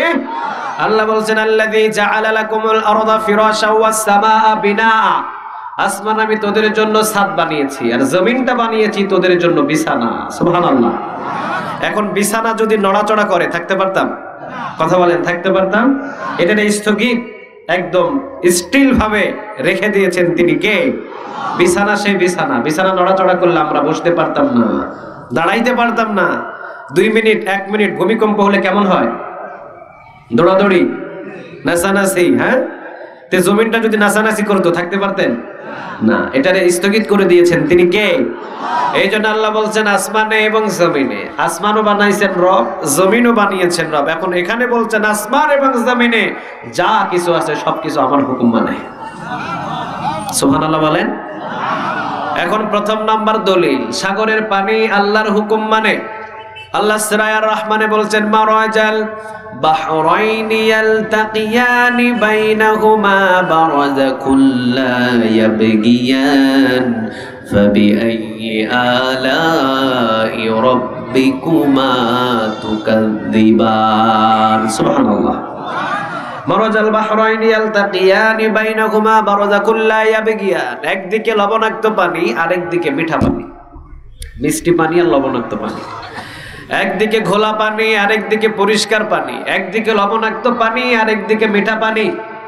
লবণাক্ত পানি মিঠা পানির ভিতরে যায় না, মিঠা পানি লবণাক্ত পানির ভিতরে যায় না। এক সাগরের ভিতরে কয় ধরনের পানি দেখেন না? এটা মিডিয়ার ভিতরে দেখেন নাই? এইদিকে লবণাক্ত পানি আর এদিকে মিঠা পানি, মাঝখানে ওয়াল আছে না? পার্টিশন, দেয়াল। কোনো ধরনের টিনের সেটের ওয়াল নাই। আল্লাহ বলছেন মারাজাল বাহরাইনি ইয়ালতাকিয়ানি বাইনাহুমা বারাযাকুল লা ইয়াবগিয়ান, একদিকে লবণাক্ত পানি আর একদিকে মিঠা পানি। লবণাক্ত পানির ক্ষমতা নাই মিঠা পানির ভিতরে ঢুকতে পারে, আবার মিঠা পানির ক্ষমতা নাই লবণাক্ত পানির ভিতরে ঢুকতে পারে। বলেন দুই পানি হুকুম মানছে কার? চিন্তা করে দেখছেন? অথচ আপনি দুধের ভিতরে পানি দেন, মিশ্রিত হয়ে যাবে, ঠিক না? ওটাকে আলাদা করতে পারবেন? করা যাবে? এক পুকুরের পানি আর এক পুকুরে ফেলেন, এক হয়ে যাবে না? এক নদীর পানি আরেক নদীর পানিতে ফেলেন, মিশ্রিত হবে না? কিন্তু একই সাগরে দুই ধরনের পানি রাখলেন, ওয়াল নাই, পার্টিশন নাই, পানিগুলো হুকুম মানছে কার? ওই সূর্য হুকুম মানে কার? আচ্ছা, এখানে প্রাইমারি স্কুলের টিচার নাই? আছে? 30 বছর চাকরি করে, 1 মিনিটও কোনোদিন দেরি করে যায় না, আছে নাকি এমন লোক? পাওয়া যাবে? মানে 1টা মিনিট দেরি করে নাই, আছে এমন? 4টায় ছুটি হয়, 4টায় আসছে, 30 বছর 1 মিনিট আগে আসে নাই, আছে? খুঁজে পাওয়া যাবে? ভাই আছে বলে? কে আছে? সভাপতি সাহেব প্রতিদিন 9টা বাজে হাজির? হ্যাঁ না, এটা কখনো কই? সভাপতি কই? প্রতিদিন 9টা বাজে আপনি হাজির হয়েছেন না? দেখছেন? ওইদিকে কয় হ্যাঁ, এইদিকে কয় জি না। এমন কোন দিন সভাপতির যায় নাই যে উনি ছুটি নিয়েছে, যাইতেই পারে নাই? হয় নাই? বিপদ আপদ, শরীর অসুস্থ, আজকে যাই নাই, আজকে 2 ঘন্টা ডিউটি করেছে, হয় না এরকম? আচ্ছা বলেন, যেদিন থেকে আসমানটা বানালো, সূর্য বানালেন কে? আল্লাহ বললেন পূর্ব দিকে ওঠ, পশ্চিম দিকে যা। পূর্ব দিকে ওঠ, পশ্চিম দিকে যা। আচ্ছা বলেন, 1 সপ্তাহের জন্য সূর্য ছুটি নিছে, 2 দিন উঠতে পারে নাই, 1 দিন উঠতে আধা ঘন্টা দেরি হয়েছে, 1 দিন দুপুর পর্যন্ত আমরা সূর্য পাই নাই, অন্ধকার হয়েছে এমন? প্রতিদিন সময় মতো উঠে, সময় মতো চলে যায়, ও হুকুম মানে কার? সবাই বলেন কার? তাহলে আল্লাহ বলছেন ওয়াবুদুল্লাহ, বান্দারে পৃথিবীতে সবকিছু দেখ আমার হুকুম কিভাবে মানে। দেখ, তাকা, চতুর্দিকে তাকা, চতুর্দিকে খেয়াল কর, সবগুলো আমার হুকুম মতো চলে এবং আমার হুকুম মতো নিয়ম কানুন মেনে চলে। শুধু হুকুম মানছে না মানুষের বিবেক, ঠিক না? ঠিক। এই বিবেকটা আল্লাহর হুকুম মানে না, এছাড়া পৃথিবীর সবকিছু আল্লাহর হুকুম মানে। কিন্তু আল্লাহ বলছেন তোর শরীরের অঙ্গ প্রত্যঙ্গ গুলো আমার হুকুম মতো চলে। সুবহানাল্লাহ নাই? কার কথা এটা? আল্লাহ কয় তোর শরীরের অঙ্গ প্রত্যঙ্গ গুলো আমার হুকুম মতো চলে, শুধু তোর বিবেকটা দিয়েছি, এইটা আমার হুকুম মানতে চায় না। এইটা আজান হয় মসজিদে আর তোর চা খাবার পিড়াপিড়ি শুরু হয়ে যায়। ফজরের আজান হয় আর তোর কম্বল দিয়ে গায়ে জোড়ানোর জন্য ঠান্ডা লেগে বাস ফজরের নামাজের সময় ঘুম শুরু হয়। তোর বিবেকটা আমার হুকুম মানে না। পৃথিবীতে যা কিছু আছে সবকিছু ওয়াবুদুল্লাহ, ইবাদত করে কার? আরো জোরে চিৎকার দিয়ে বলেন কার?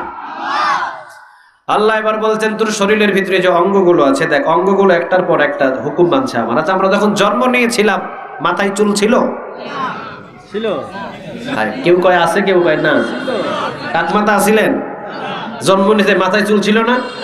7 দিনের বেলা মাথায় চুল কেটে হাসান রাদিয়াল্লাহু তাআলা আনহুর 7 দিনের বেলা, ফাতিমা রাদিয়াল্লাহু তাআলা আনহা 7 দিনের দিনে হাসান রাদিয়াল্লাহু তাআলা আনহুর চুলটা কেটে ওই চুল পরিমাণ রূপা দান করে দিয়েছে।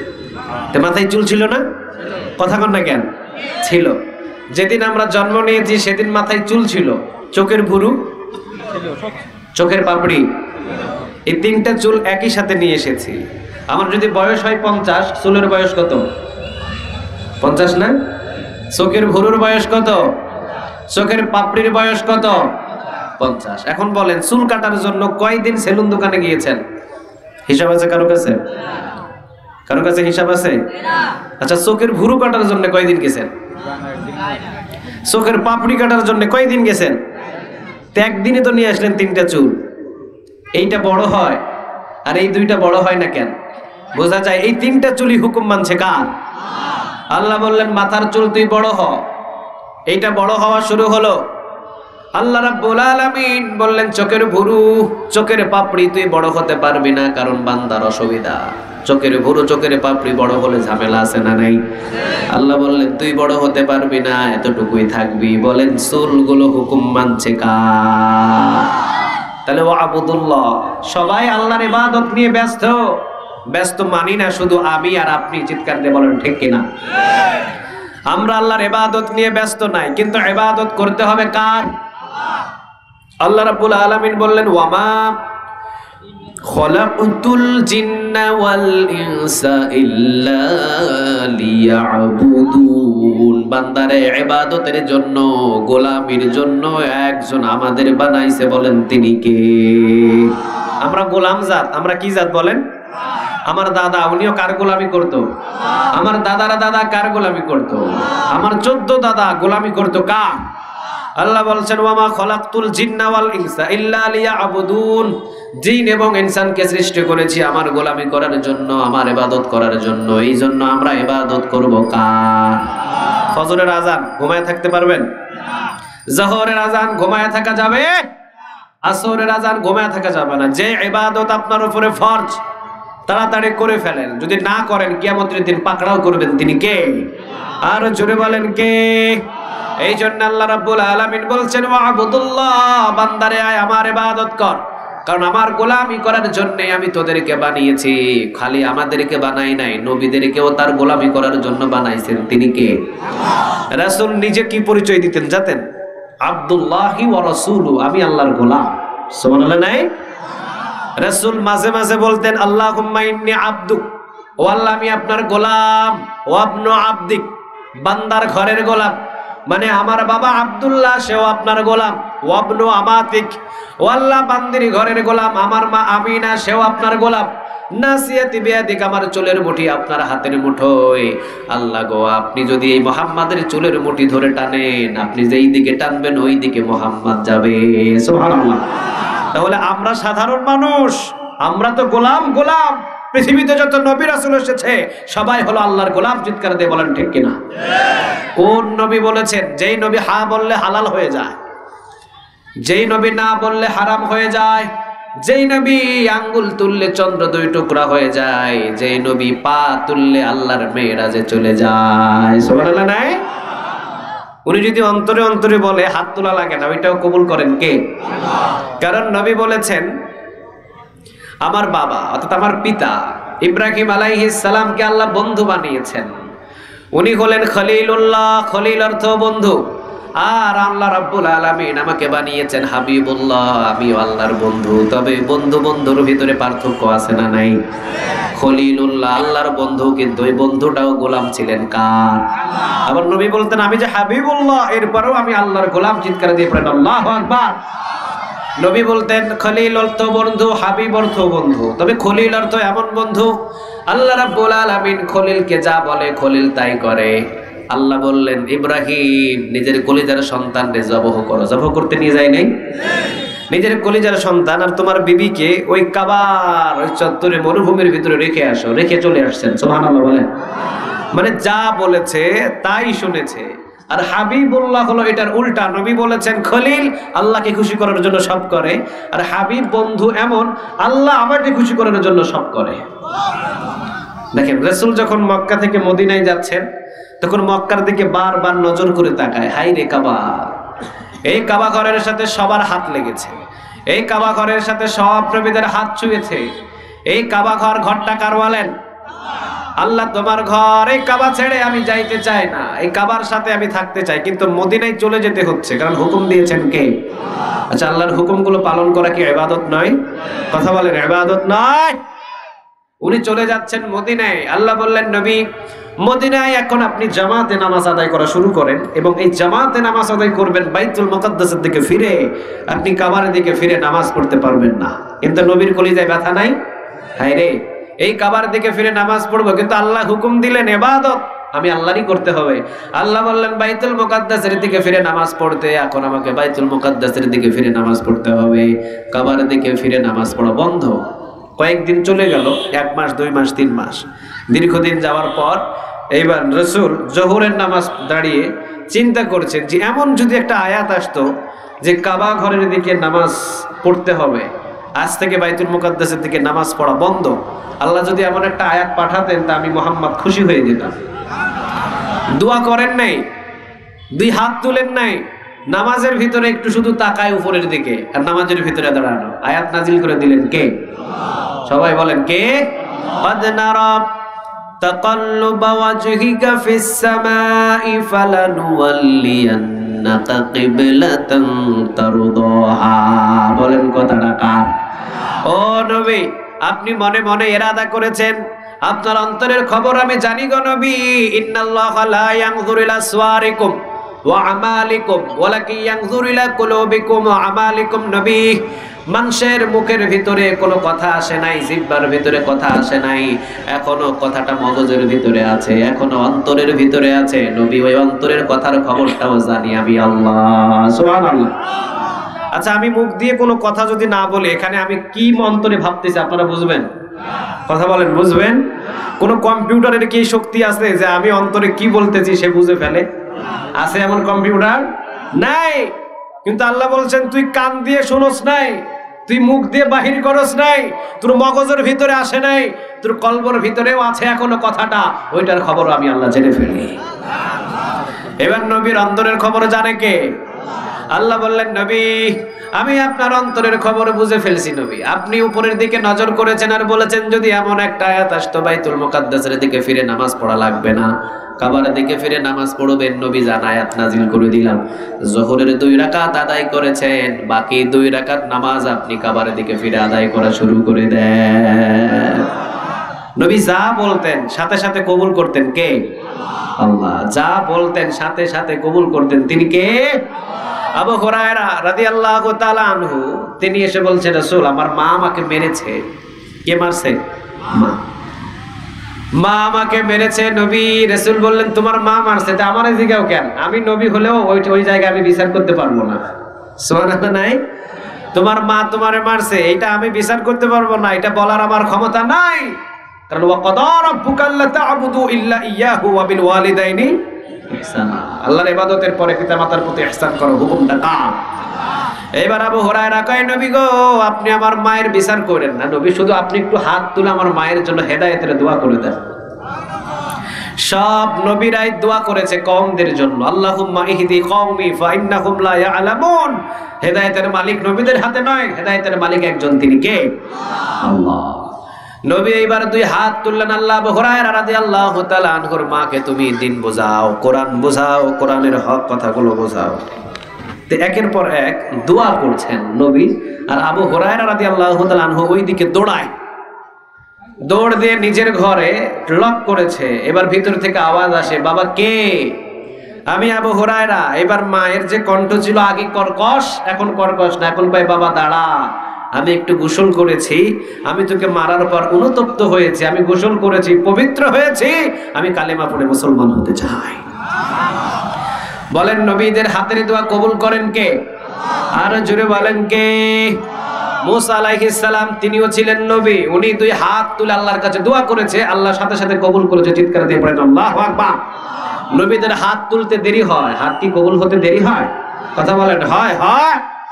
মুসা আলাইহিস সালামের কাছে একজন উম্মত এসে পাশে বসে বললেন, আমি তো আপনার ইসলাম গ্রহণ করেছি, দ্বীন গ্রহণ করেছি, কালেমা পড়েছি, আপনি একটু আমার জন্য দোয়া করেন, আল্লাহ যেন আমাকে শান্তি দেয়। কি দেয়? কি দেয়? শান্তি। মুসা আলাইহিস সালাম বললেন, ইয়া রব, আমার এই লোকটাকে আপনি শান্তি দেন। আল্লাহ বললেন, ঠিক আছে, যা, শান্তি দিয়ে দিলাম। মুসা আলাইহিস সালাম দৌড় দিয়ে তার বাড়িতে খবর দেওয়ার জন্য গেলেন, গিয়ে দেখে লোকটা শান্তি দূরের কথা মরে গেছে। কি হয়েছে? আচ্ছা, মারা গেলে কি বাড়িতে শান্তি থাকে নাকি অশান্তি? হাসি না কান্না? কান্নার রোল পড়ে গেছে।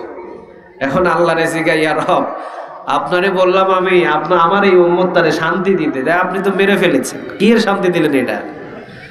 আল্লাহ কয়, পয়গম্বর, তুই যে শান্তি চেয়েছিস আমার কাছে তোর উম্মতের জন্য, তা আমি যদি দুনিয়ার এই 2 দিনের শান্তি তোরে দিই, পোষাবে না। তোর হাত তো বড় দামি হাত, পয়গম্বরের হাত, এই জন্য দুনিয়ার 2 দিনের শান্তি দিয়ে আমি ছোট করি নাই, মৃত্যু দিয়ে চিরস্থায়ী জান্নাতের শান্তি দিয়ে দিয়েছি। কারণ এই দুনিয়ার হায়াত আর আখিরাতের হায়াত আসমান এবং জমিন না, এটা তুলনায় বিহীন। নবীর কাছে সাহাবীরা বললেন, নবী, আখিরাতের জীবন আর দুনিয়ার জীবন। নবী শাহাদাত আঙ্গুল দিয়ে বললেন, শাহাদাত আঙ্গুল দিয়ে একটা সমুদ্রের মাঝখানে ঠেকে দাও, ওই সমুদ্রের পানি 1 ফোঁটা থাকবে যে আঙ্গুলের আগায়, ওইটা হলো দুনিয়ার সুখ শান্তি হায়াত, সাগরের সমস্ত পানি হলো আখিরাতের হায়াত। এই জন্য যারা মুমিন তারা দুনিয়ার শান্তির ভয় করে না। আরে দুনিয়া যেভাবেই কেটে যাবে, চিরস্থায়ী আখিরাতের শান্তির দরকার। চিৎকার দিয়ে বলেন ঠিক কিনা? এই জন্য মুমিনদেরকে কারাগারে নিয়ে গেলেও মুখে হাসি, ঠিক না? মুমিনদের হাতে কড়া লাগাইলেও মুখে হাসি, মুমিনদের ফাঁসির মঞ্চে উঠাইলেও মুখে হাসি। মুমিনদের যেই জায়গায় কষ্ট দেন, রিমান্ডে নেন আর যাই করেন, ওদের মুখ থেকে কখনো হাসি সরানো যায় না। ওরা সব সময় হাসে। কেন হাসে জানেন? কারণ এই দুনিয়াটা যেভাবেই হোক শেষ হয়ে যাবে, কিন্তু আমার আখিরাতটা সফল হলেই হলো। চিৎকার দিয়ে বলেন ঠিক কিনা? আমি তো ধন্যবাদ জানাই, আমি তো ইহুদি বলেন, নাস্তিক বলেন, বেঈমান বলেন, কোরআন বিরোধী বলেন, আমি তাদের ধন্যবাদ জানাই। আমার বুকের ভিতরে যদি 5টা বুলেট দিয়ে আমাকে যদি শহীদ করে, তাহলে আমার জান্নাতের সোজা রাস্তা ওই 5 জন নাস্তিক সহজ করে দিল। চিৎকার দিয়ে বলেন ঠিক কিনা? আমাকে যদি 5টা বুলেটের গুলি দিয়ে যদি আমার বুকটা ঝাঁঝরা করে, আমার জান্নাতের সোজা পথ সহজ। কারণ আমার ওই কিয়ামতের ময়দানে আমাকে বলা হবে না যে ইকরা কিতাবাক কাফা বিনাফসিকাল ইয়াউমা আলাইকা হাসিবা, বলা হবে না। কারণ শহীদদের দেখলে আল্লাহ বলবে এরা বিনা হিসাবে জান্নাতি। এই জন্য যারা মুমিন তারা কখনো দুনিয়ার হায়াতের চিন্তা ভাবনা করে না। যতটুকু সময় বেঁচে আছে ইবাদত করে কার? এই জন্য ওয়াবুদুল্লাহ, বান্দারে জীবনে কখনো কোনো সময় দুনিয়ার লোভ লালসায় পড়িস না। কারণ এই দুনিয়া তোর নয়, দুনিয়ার মালিক একজন, তিনি কে? দাদা, তার দাদা, তার দাদা আপনার ওই জমিনগুলো ভোগ করেছে, আছে তারা? কথা বলেন, আছে? নাই। এই জন্য নবী 2 জন সাহাবীকে জিজ্ঞাসা করলেন। কয়জন? 2 জন। নবী পাশে বসিয়ে 2 জন সাহাবীকে জিজ্ঞাসা করলেন, আচ্ছা বলো তোমরা দুনিয়া এবং আখিরাতের জীবনটাকে কিভাবে মনে করো? তোমাদের কাছ থেকে আখিরাত কতটুকু দূরত্ব তোমরা একটু বলো তো দেখি। একজন সাহাবী বললেন, নবী 4 রাকাত নামাজে দাঁড়ালাম। কয় রাকাত বলেন? 4 রাকাত নামাজে দাঁড়ালাম। 4 রাকাত নামাজের ভিতরে আমি 2 রাকাত শেষ করতে পেরেছি, বাকি 2 রাকাত এখনো শেষ করতে পারবো না। আমি মনে করি আখিরাতটা এতটুকু দূরত্ব। নবী বলেন, না, হয় নাই। আরেকজন সাহাবী বললেন, তুমি বলো তোমার জীবন থেকে আখিরাত কতটুকু দূরত্ব? উনি বললেন, নবী আমি নামাজে দাঁড়িয়েছি, 1 রাকাতের সূরাতুল ফাতিহা শেষ করে আরেকটা রাকাতের যে আমি সূরাতুল ফাতিহা পড়তে পারবো, আমি এতটুকু গ্যারান্টি দিতে পারি না। নবী বলেন, না, তাও হয় নাই। এবার নবী বলেন, শোনো, এই দুনিয়াটা তোমার কাছে সেকেন্ডের ভিতরে পর হয়ে যাবে। 2 রাকাত নামাজে দাঁড়িয়েছো, 4 রাকাত পড়ো, 2 রাকাত পড়ো, কিন্তু ডান দিকে সালাম ফিরিয়েছো, বাম দিকে যে ফিরাতে পারবে এতটুকু গ্যারান্টি তোমাদের নাই। এতটুকু গ্যারান্টি নাই। তো যে জিনিসের গ্যারান্টি নাই, এটা নিয়ে এত তাড়াহুড়া কেন? আপনি চলে গেলে আপনার জায়গা, আপনার বাড়ি, আপনার গাড়ি, আপনার টাকা, আপনার পয়সা সবগুলো পড়ে থাকবে, আপনার ইবাদতটা আপনার সঙ্গী হবে। চিৎকার দিয়ে বলেন ঠিক কিনা? মুফাসসিরিনে কেরাম বলেন 3টা জিনিস। জোরে বলেন, কয়টা? মানুষের কবর পর্যন্ত যায়। কয়টা যায়? 3টা। 2টা ফিরে আসে, একটা সাথে যায়। 2টা ফিরে আসে, একটা সাথে যায়। মৃত্যুর পরেই দেখবেন ছেলে, মেয়ে, আত্মীয় স্বজন সবাই বাড়িতে আসে না?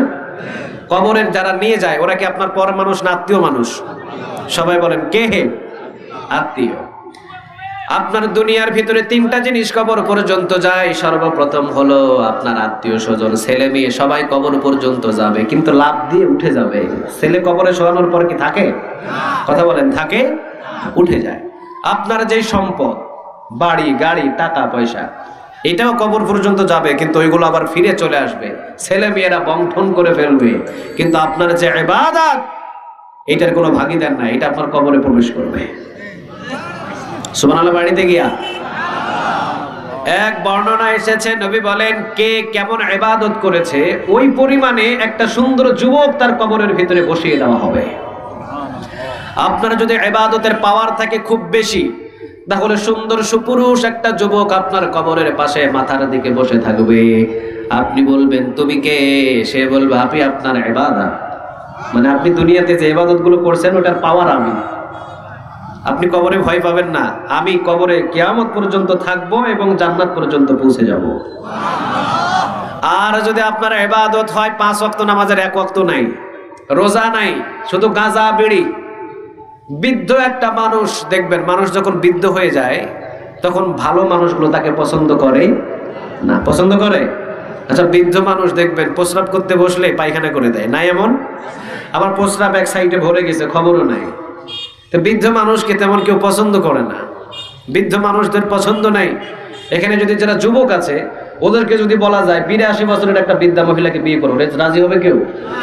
আর যুবতী 25 বছরের একটা মেয়েকে যদি বলা যায় 85 বছরের একটা বৃদ্ধকে বিয়ে করো, রাজি হবে? বোঝা যায় বৃদ্ধ মানুষদেরকে কেউ পছন্দ করে। যারা নামাজ নাই, রোজা নাই, ইবাদত নাই, ওর অন্ধকার কবরের ভিতরে একেবারে দুর্বল, যে দাঁড়াইতেই পারে না, দুর্গন্ধযুক্ত একটা যুবক বসে যাবে, যাকে দেখে অস্থিরতা সে শুরু করবে। সে বলবে তুমি কে? সে বলবে আমি তোর গাঁজা, আমি তোর মদ, আমি তোর বেনামাজি। তুই সারা জীবন যা পর্নোগ্রাফি দেখেছিস, ছবি দেখেছিস, যা অন্যায় করেছিস, সবগুলো আমি তোর পাপ। নাউযুবিল্লাহ। ওই জায়গা থেকে অবস্থা খারাপ হয়ে যাবে। এই জন্য আবুদুল্লাহ, ইবাদত যেহেতু আল্লাহ রাব্বুল আলামিনের করা দরকার। যার ইবাদত হবে যত বেশি, অন্ধকার কবর তার জন্য জান্নাতের বাগান বানাবেন তিনি কে? এই জন্য আবুদুল্লাহ, আল্লাহ বলছেন আবুদুল্লাহ, ইবাদত হবে আমি আল্লাহর। ইবাদত পৃথিবীর কারো নয়। সূরা নিসার 34 নম্বর আয়াতে আল্লাহ রাব্বুল আলামিন প্রথম নম্বর প্রশ্নটা ছুড়ে দিলেন, বান্দা ওয়াবুদুল্লাহ, ইবাদত হবে আল্লাহর। আমরা ইবাদত করব কার? এবার দ্বিতীয় নম্বরে আল্লাহ বলছেন লা তুশরিকু বিহি শাইআ ওয়া লা তুশরিকু বিহি শাইআ। আমার ইবাদত করিস ভালো, কিন্তু আমার সাথে কাউরে শরীক করিস না। সুবহানাল্লাহ নাই? তাহলে ইবাদত হবে কার? তবে আমরা জীবনে কখনো শিরক করব? মুআজ ইবনে জাবাল রাদিয়াল্লাহু তাআলা আনহুকে মুসনাদে আহমদের 22075 নম্বর হাদিস, মুসনাদে আহমদের হাদিসের ভিতরে এসেছে যে হাদিসের গ্রন্থতে হাদিস আছে 40,000। কত হাজার? কত হাজার? মক্কা লাইব্রেরি, মদিনা লাইব্রেরিতে যদি যান, ওখানকার শায়েখদেরকে যদি জিজ্ঞান যে ইমাম আহমদ ইবনে হাম্বল উনি যে কিতাবটা লিখেছেন মুসনাদে আহমদ, ওই কিতাবটা আমাকে একটু দেখান তো, দেখবেন যে স্টেজের সমান। সুবহানাল্লাহ নাই? পুরা স্টেজের সমান। 50 জন মিলে আলগানো যাবে না। 40,000 হাদিস ওইটার ভিতরে উনি রেখে দিয়েছে। 12 লক্ষ উনি অন্যান্য যে নামগুলো হাদিসের রাবি যারা, এই যে একটার পর একটা, একটার পর একটা, একটার পর একটা, ইমাম আহমদ ইবনে হাম্বল 12 লক্ষ রাবির নাম জানতেন। সুবহানাল্লাহ। বাড়িতে গিয়া এটা বলার এখন সময় নেই আমার কাছে, ওইটা আলাদা একটা ওয়াজ। এই জন্য মুসনাদ আহমদের 22,075 নম্বর হাদিসে ইমাম আহমদ ইবনে হাম্বল উনি বর্ণনা করেছেন ওই জায়গায় রাসূল মুআজ ইবনে জাবাল রাদিয়াল্লাহু তাআলা আনহুকে 10টা নসিহত করেছিলেন। কয়টা?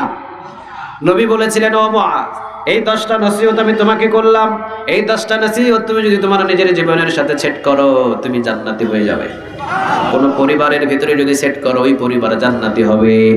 মুআজ রে, ওই রাষ্ট্রের ভিতরে যদি ওই 10টা কাজ থাকে, ওই রাষ্ট্রটা জান্নাতের বাগান হয়ে যাবে। সর্বপ্রথম কি বললেন? লা তুশরিক বিল্লাহি শাইআ। হে মুআজ, জীবনে কখনো শিরক করো না।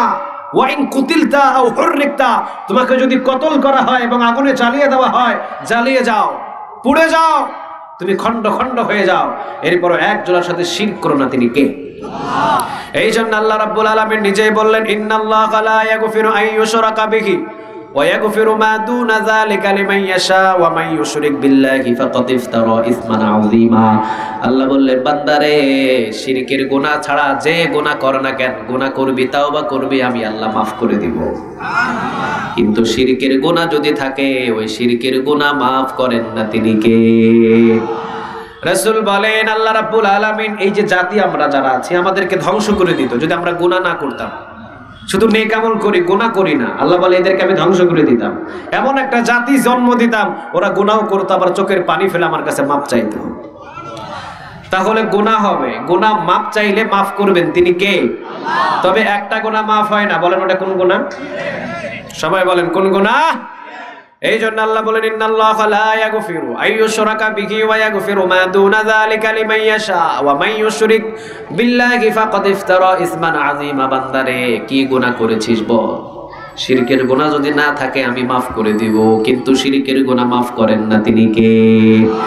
আল্লাহ বলছেন ওয়া ইয ক্বালা লুকমানু লিইবনিহি ওয়া হুয়া ইয়াইযুহু ইয়া বুনাইয়া লা তুশরিক বিল্লাহি লা তুশরিক বিল্লাহ ইন্নাশ শিরকা লাযুলমুন আযীম। বলেন কথাটা, কার? আল্লাহ রাব্বুল আলামিন আয়াতটার রেকর্ড করে দিলেন। লোকমান আলাইহিস সালাম তার ছেলেকে নসিহত করছেন। যখন শিরকের বিষয়টা লোকমান আলাইহিস সালাম তার ছেলেকে বললেন, লোকমান আলাইহিস সালামের এই কথাটা আল্লাহর কাছে এত পছন্দ হলো, আল্লাহ বললেন, লোকমান, তোর এই কথাটা আমি কিয়ামত পর্যন্ত আমার কিতাবের ভিতরে রেকর্ড করে রেখে দিলাম। আচ্ছা, কিয়ামত পর্যন্ত রেকর্ড করে রেখে দিল, বোঝা যায় লোকমানের যে কথাটা আল্লাহ পছন্দ করেছে, রেকর্ড করে কোরআনে উঠিয়ে দিয়েছে, ওইটার কথাটার ওয়েট কম না বেশি? সবাই বলেন, কম না বেশি? লোকমান আলাইহিস সালাম নিজের ছেলেকে কি বলছেন দেখেন, ওয়াইদ ক্বালা লুকমানু লিইবনিহি ওয়া হুয়া ইয়াইযুহু ইয়া বুনাইয়া লা তুশরিক বিল্লাহ ইন্না শিরকা লাযুলমুন আযীম। বাবা, কলিজার সন্তান আমার, আল্লাহর সাথে জীবনে কখনো কাউরে শিরক করিস না, আল্লাহর সাথে কখনো শরীক করিস না, শিরক করিস না। কারণ শিরকটা হলো একজনের উপরে জুলুম হয়। বলেন, জুলুম হয় কার উপরে? আল্লাহ। সবাই বলেন, কার? হাদিসের বর্ণনা এসেছে, ইয়া ইবাদি লাউ আতাইতানি বিকরাবিল আরদি খাতায়া লা ইন আশরাকতা লা ইয়াহবাতানা আমালু। কিয়ামতের দিন যদি কেউ উহুদ পাহাড়ের চাইতেও বেশি গুনাহ নিয়ে দাঁড়িয়ে যায়, আল্লাহ বলেন, ওর চাইতে দয়া মায়া নিয়ে আমি তার সামনে হাজির হয়ে তার গুনাহ মাফ করে দিব। তবে শিরকের গুনাহ যদি থাকে, সব আমল বরবাদ করে দিবে কে? দেখেন, যদি পাহাড় পরিমাণ গুনাহ নিয়ে হাজির হয়েছেন, তার চাইতেও বেশি দয়া মায়া নিয়ে হাজির হয়ে আল্লাহ মাফ করে দিবে। কিন্তু আপনি আমল নিয়ে হাজির হয়েছেন, ওইটার ভিতরে কি আছে? সবাই বলেন, কি আছে? আল্লাহ বলেন, আমলগুলো তো লাথি মেরে সরিয়ে দিব, এমন কি ওই শিরকের গুনার জন্য তার জীবনের সব আমল আমি বরবাদ করে দিব। এই জন্য আজ থেকে আমরা কেউ কখনো শিরক করব। আল্লাহ বললেন, ওয়া আবুদুল্লাহ, ইবাদত কর আমার, ওয়ালা তুশরিকু বিল্লাহ ওয়ালা তুশরিকু বিহি শাইআ, খবরদার আমার সাথে কখনো কাউরে শরীক করিস না। এখন শিরক হলো দুই প্রকার। কয় প্রকার? আমাদের জানার দরকার আছে তো ভাই, না? কয় প্রকার? দুই প্রকার। শিরকে আসগার, শিরকে আকবার। শিরকে আকবার, শিরকে আসগার। শিরকে আকবার হলো বড় শিরক, শিরকে আসগার গুলো হলো ছোট শিরক।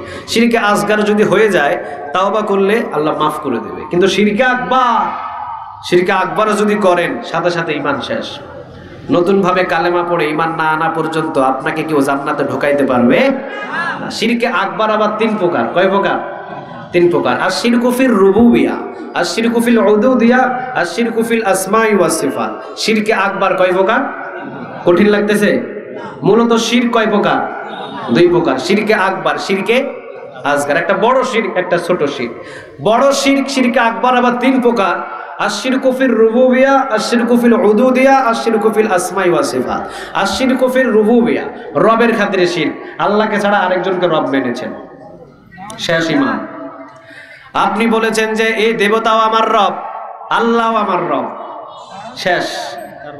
কালেমা না পড়া পর্যন্ত ঈমান আনা সম্ভব হবে? কালেমা পড়তে হবে, আপনার ঈমান শেষ, জাগাত আমও শেষ, সালাও শেষ। এই জন্য নতুন ভাবে নতুন করে আবার কালেমা পড়ে ঈমান আনতে হবে। তাহলে রব আমাদের কয়জন? সবাই বলেন, কয়জন? হিন্দু ভাইদের রব কত জানেন? 33 কোটি। কত? 33 কোটি ওদের দেবতা। ওরা নিজেরাও জানে না যে ওদের দেবতা কত। 33 কোটি দেবতার নাম মনে রাখতে পারবেন? কিন্তু সব দেবতার লিডার দেবতা কে? আল্লাহকে মানে তারা, ভগবান বলে, বলে যে ওইটা আমাদের ভগবান, ওটা লিডার। কিন্তু আমাদের ছোট ছোট আরো রব আছে, ওটা হলো 33 কোটি। কত কোটি? তো দেখেন তাদের রবের পাওয়ার দেখেন। ঢাকা ঢাকেশ্বরে একটা মন্দির আছে, দেখছেন? ঢাকা ঢাকেশ্বরে একটা মন্দির আছে ওদের, বিশাল বড় মন্দির। তো ঢাকা ঢাকেশ্বরী ওই মন্দিরের ভিতরে 100 ভরি স্বর্ণের চেন একটা ছিল একটা দেবতার গলায়। 10-15টা হাত থাকে না একটা দেবতার, ওইটার গলায় 100 ভরি স্বর্ণের চেন ছিল। হঠাৎ করে একদিন এই দেবতার গলা থেকে 100 ভরি স্বর্ণের চেন চুরি হয়ে গেল, কিন্তু একটা দেবতা টের পেল না কে নিল। এখন বলেন, এই 33 কোটি যে দেবতা, এগুলো কি কামিলা নাকি আকামিলা? কামিলা নাকি আকামিলা? 33 কোটি দেবতার গোলামি করে আখিরাত নষ্ট করার দরকার নাই, কামিলা এক আল্লাহর গোলামি করা দরকার। চিৎকার দিয়ে বলেন ঠিক কিনা? তাহলে আশ-শিরকু ফির রুবুবিয়া, রবের খাতিরে কখনো শিরক করা যাবে? কথা বলেন, যাবে? আমার রব কয়জন? সবাই বলেন, কয়জন? একবার রবের নাম দিয়ে বলেন আল্লাহ, আর জোরে চিৎকার দিয়ে বলেন আল্লাহ, আর জোরে বলেন আল্লাহ। সূরা ফুসসিলাতের 30 নম্বর আয়াত আল্লাহ বলেছেন ইন্নাল্লাযীনা ক্বালু রাব্বুনাল্লাহ, যারা আমি আল্লাহকে রব হিসাবে মেনে নেই, সুম্মাস্তাকামু, অটল থাকে, তাতানাজ্জালু আলাইহিমুল মালায়েকা, তাদের কাছে ফেরেশতা আসে, আল্লাহ তাখাফু, তাদেরকে বলে তোদের ভয় নেই, ওয়ালা তাহজানু, তোদের চিন্তা নেই, ওয়াবশিরু বিল জান্নাহ, তোদের জন্য জান্নাত অপেক্ষমান। কাকে রব মানার কারণে? সবাই বলেন কাকে? তাহলে আশিরকু ফির রুবুবিয়া, রবের খাতিরে কখনো শিরক করা যাবে না। তাহলে আমাদের রব কয়জন জানলাম? কয়জন? তাহলে ওয়াইন কুতিলতা আও হুররিকতা, আমাকে যদি কতল করা হয়, গলা কাটা হয়, ফাঁসির মঞ্চে ঝোলানো হয়, এরপরও আমি কখনো কোনোদিন রাষ্ট্রের কাছে, বাতিলের কাছে মাথা নত করব না। রব আমার একজন, চিৎকার দিয়ে বলেন তিনি কে? দেখেন নাই?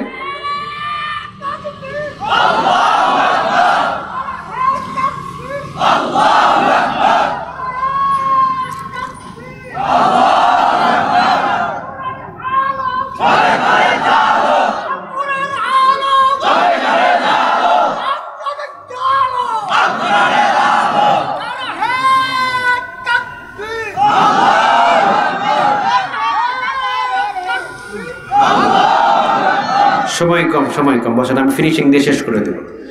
আশিরকু ফির রুবুবিয়া, রবের খাতিরে শিরক। কেউ যদি বলে তোর রব কয়জন, আমি কয়জন বলবো? সবাই বলেন কয়জন? আমাকে ফাঁসির মঞ্চে ঝোলানোর পরেও যদি বলা যায় যে অমুক নেতাকে রব মানা যাবে? আমি ঝুলে যাব, এরপরেও রব হিসাবে কাউকে স্বীকার করব। আশিরকু ফিল উদুদিয়া, ইবাদতের খাতিরে শিরক। ইবাদতের খাতিরে যদি শিরক করেন, আল্লাহরেও সেজদা দেয়, মাজারেও সেজদা দেয়, নাই? আল্লাহরেও সেজদা দেয়, পীরের পায়ে সেজদা দেয়, আছে না নাই? ওই যে ইবাদতের খাতিরে শিরক। যারা ইবাদতের খাতিরে শিরক করলেন, শেষ ঈমান। নতুন ভাবে কালেমা পড়ে ঈমান আনতে হবে, এছাড়া আপনি কখনো ঈমানদার হতে পারবেন? তাহলে সেজদা হবে একজনকে, তিনি কে? আল্লাহ। ইবাদতের খাতিরে খবরদার যেন শিরক না হয়। আপনি আল্লাহরেও সেজদা দিলেন, মাজারেও সেজদা দিলেন, আল্লাহরেও সেজদা দিলেন, পীরেরও সেজদা দিলেন, মানে আপনার ইবাদতের ভিতরে আরেকজনকে ঢুকিয়ে ফেলেছেন। এই কপালে সেজদা পাওয়ার মালিক একজন, তিনি কে? নবী বলেছে আমার কদমেও তোমরা সেজদা দিও না, খবরদার। রাসূলের কদমে কোন সাহাবী সেজদা দিয়েছে? কথা বলেন, দিয়েছে? তাহলে আমার বাংলাদেশে সেজদা আছে তো? না, নাই? মাজারে গিয়ে সেজদা দেয় নাই? কথা কন না কেন? পীরের পায়ে সেজদা নাই, অমন পীর পা সামনে আগায়া দিয়া থাকে, নাই এমন? কথা বলেন, আছে? আছে। তাহলে যারা সেজদা দেয়, ইবাদতের ভিতরে শিরক করলো, সেজদা দিয়ে উঠে এসে যদি নতুন ভাবে কালেমা পড়ে সে ঈমান না আনে, ওই অবস্থায় মারা যায়, তাকে চিরস্থায়ী জাহান্নামের আগুনে জ্বালাবেন তিনি কে? আশিরকু ফিল উদুদি, ইবাদতের খাতিরে শিরক। আশিরকু ফিল আসমাই ওয়াস সিফাত, আল্লাহর যে 99টি নাম আছে, 100টি নাম আছে, ওই নামে পৃথিবীর কাউকে ডাকা যাবে না। আমি কি আজকের মাহফিলের সভাপতিরে বলতে পারবো আজকে আপনি আমার রহমান বলা যাবে? সভাপতিরে বলতে পারবো আপনি আমার রহিম, আপনি আমার খালেক, আপনি আমার মালিক, আপনি আমার জব্বার, আপনি আমার মুমিনুন বলতে পারবো? আপনি আমার রাজ্জাক, মানে আপনি আমার রিজিক দেন, বলা যাবে? শাইখুন কাবীর, ওনাকে কি বলা যাবে আপনি আমার রাজ্জাক, মানে আপনি আমার রিজিক দেন, বলা যাবে? তাহলে আল্লাহ 99টি নামে পৃথিবীর কাউকে সম্বোধন করে ডাকা যাবে? এই তিনটা খবরদার করবেন না, যদি করেন সাথে সাথে ঈমান শেষ। আর শিরকে আসগার, যেগুলো ছোট শিরক, এগুলো তো সমাজের ভিতরে প্রচলিত অনেক আছে। এগুলো খুঁজে খুঁজে দেখবেন, টাকের পিছনে জুতা বাঁধে রাখে, নাই? ও জুতার উপরে বিশ্বাস করে, কিন্তু আল্লাহর উপরে তাওয়াক্কুল নাই, ঠিক না? আবার তাবিজ ঝোলায়, আছে? তাবিজের উপরে বিশ্বাস, আল্লাহর উপরে বিশ্বাস নাই, কাইথন পড়ে। আবার মাজার শরীফ থেকে পরীক্ষার আগে একটা সুতা পড়ে নিয়ে এসে বাঁধে, কয় এটা আছে A+, কয় না? সুতার উপরে ভরসা করা যাবে? আবার অনেকদিন দেখবেন পরীক্ষার দিনে ডিম খায় না, কয় ডিম খাইলে পরীক্ষাতে ডিম পাবো, শিরকে আসগার। আবার অনেকে দেখবেন জট কলা খায় না, কয় জট কলা খাইলে জোড়া জোড়া সন্তান হবে। তো জোড়া জোড়া সন্তান হলে তো আরো ভালো, 50 বার 50 বার 1 লাখ টাকা লাগে, একবারে দুইটা হলে আরো ভালো। আজ থেকে জট কলা খুঁজে খুঁজে খাইতে হবে। সন্তান দেওয়ার মালিক একজন, তিনি কে? পানি পড়া। হ্যাঁ, পানি পড়া। ও পানি পড়া তো ঠিক আছে, পানি পড়া শিরকে আসগার নয়। সূরাতুল ফাতিহা পড়ে দম করে পানি খাইবেন, অসুস্থ সুস্থ পানি যে আল্লাহরে বিশ্বাস করে পানিতে ভালো করবে না। সূরাতুল ফাতিহা এটা আর রুকিয়া বলা হয়। এখন সে যদি বিশ্বাস করে যে আমি পানি পড়া খালি সে বিশ্বাস করে নাই, সে বিশ্বাস করেছে সূরাতুল ফাতিহা মানে আর রুকিয়া ঝাড়ফুঁক করেছে সূরাতুল ফাতিহা। এটা তো সেই বুখারীতেও একটা হাদিস এসেছে, সূরাতুল ফাতিহার তাফসীর ইবনে কাসিরের ভিতরেও এসেছে। একজন সাহাবী সূরাতুল ফাতিহা লিখে দিতে পারে, সূরাতুল ফাতিহা যদি তাবিজের ভিতরে লেখে ওটা নিয়ে যদি টয়লেটে ঢোকে, তাহলে পানি নিয়ে যদি পরে পেশাব করে, প্রশ্নটা অন্যদিকে চলে যাচ্ছে। নিলেন তো আপনি সূরাতুল ফাতিহা, হ্যাঁ আপনি পানির উপরে সূরাতুল ফাতিহা পড়ে দম করে খাবেন, পেটের ব্যথাও আল্লাহ ভালো করে না, দিবে, অন্য যে অসুস্থতা থেকে সুস্থতা করবে। কিন্তু সূরাতুল ফাতিহা পড়ে কোরআনের আয়াত পড়ে দম করে আর রুকিয়া করা জায়েজ, এটা রাসূল সাল্লাল্লাহু আলাইহি সাল্লামের অনুমতি আছে, এটাতে কোনো নিষেধ নাই। এখন উনি যখন বলেছে এটার তো মেসাল দিতে হবে, এটা তো আপনারা বলবেন যে হুজুর পারে নাই, না ঝামেলা হয়ে যাবে না? আচ্ছা দেখেন, ঝাড়ফুঁকের জন্য রাসূল কি বলেছে? ঝাড়ফুঁক করে হাদিয়াও নিতে পারবেন, এটাতে কোনো অসুবিধা নেই। তবে তাবিজ দিয়ে, তাবিজের উপরে বিশ্বাস করে ওখান থেকে হাদিয়া নেওয়া যাবে এবং তাবিজ লটকাইলে যে আমি তাবিজ বাইন্দা দিছি, কোনো জিন ভূত আপনারে ধরবে না, তাহলে বিশ্বাস কি আল্লাহর উপরে আছে না কার উপরে?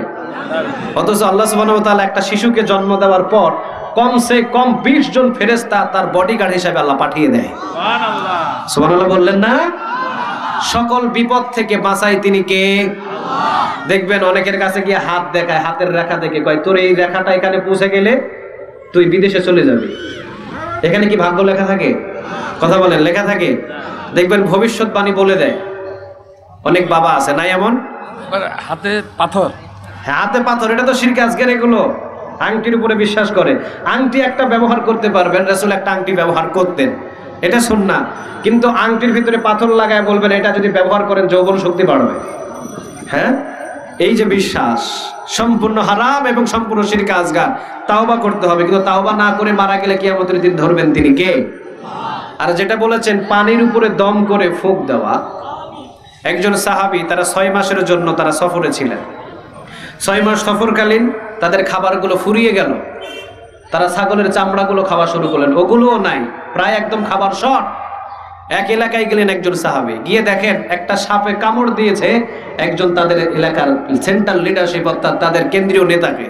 দেশে পড়ে আছে, সবাই সুমন্ত্র সু কালীপত্তার গু এই সেই বলে ফু দেয়, কিন্তু সাপে কাটার রোগীকে ভালো করতে পারে না। এখন সাহাবী কয় আমি ভালো করে দিব, আমারে 100টা ছাগল দিতে হবে। কয়টা? 100। চুক্তি করো আগে। কয় ঠিক আছে, তুই যদি ভালো করে দিতে পারিস তাহলে তোর 100 ছাগল দিব। সবাই কয় তুই কেমনে পারবি? কেউ পারে না। এবার সাহাবীটা সূরাতুল ফাতিহা পড়ে ফু দিয়েছে, পা নাড়ানো শুরু করছে। দ্বিতীয়বার আবার সূরাতুল ফাতিহা পড়ে ফু দিয়েছে, এবার উঠে বসে গেছে। তৃতীয়বার সূরাতুল ফাতিহা পড়ে ফু দিয়েছে, এবার হাঁটা শুরু করছে। এবার কয় তোদের রোগী সুস্থ, 100 কি দে? কি দে? ছাগল দে। 100 ছাগল নিয়ে এসে ক্ষুধার জ্বালায় খাইতে খাইতে খাইতে খাইতে কয়েকটা মদিনায় নিয়ে ঢুকছে। এবার রাসূল রাজি গাই নবী এইরকম তার রুকিয়া করেছি, মানে ঝাড়ফুঁক করেছিলাম সূরাতুল ফাতিহা দিয়া, 100 ছাগল চাই নিয়েছিলাম চুক্তি করে, এখন ছাগলের গোস্ত তো খাইছি, হালাল হয়েছে না হারাম হয়েছে? নবী কয় ছাগলের গোস্ত থাকলে আমার ঘরেও কিছু দিয়া যায়, এটা হালাল হয়েছে, হারাম হয় না। তারপরে কোরআন তেলাওয়াত করে ফু দিয়ে এটার রুকিয়া করে, এটা জায়েজ। কিন্তু তাবিজ একটা ঝোলায়া দিয়া বললেন এই তাবিজ তোরে বাঁধা দিছি, জীবনে তোরে কেউ কিছু করতে পারবে না, ওইটার জন্য তাবিজ ঝোলানো লাগবে না। এশার নামাজ ফজর নামাজ পড়ে সূরা ফালাক সূরা নাস পড়ে দম করে ফু দেন, পুরো শরীরটা গ্রহণ হয়ে থাকবে, একজন হেফাজত করবেন, তিনি কে? আল্লাহ। তাহলে এই যে শিরকে আসগার আমাদের সমাজের ভিতরে বহু আছে, এই শিরকে আসগার গুলো থেকে আমরা বেঁচে থাকবো ইনশাআল্লাহ। এই আয়াতের ভিতরে 36 নম্বর আয়াতের সূরা নিসার 36 নম্বর আয়াতের এই তৃতীয় অংশে আল্লাহ আরেকটা আমাদেরকে হুকুম ছুড়ে দিয়েছে, ওয়াবিল ওয়ালিদাইনি ইহসানা, ওয়াবিল ওয়ালিদাইনি ইহসানা।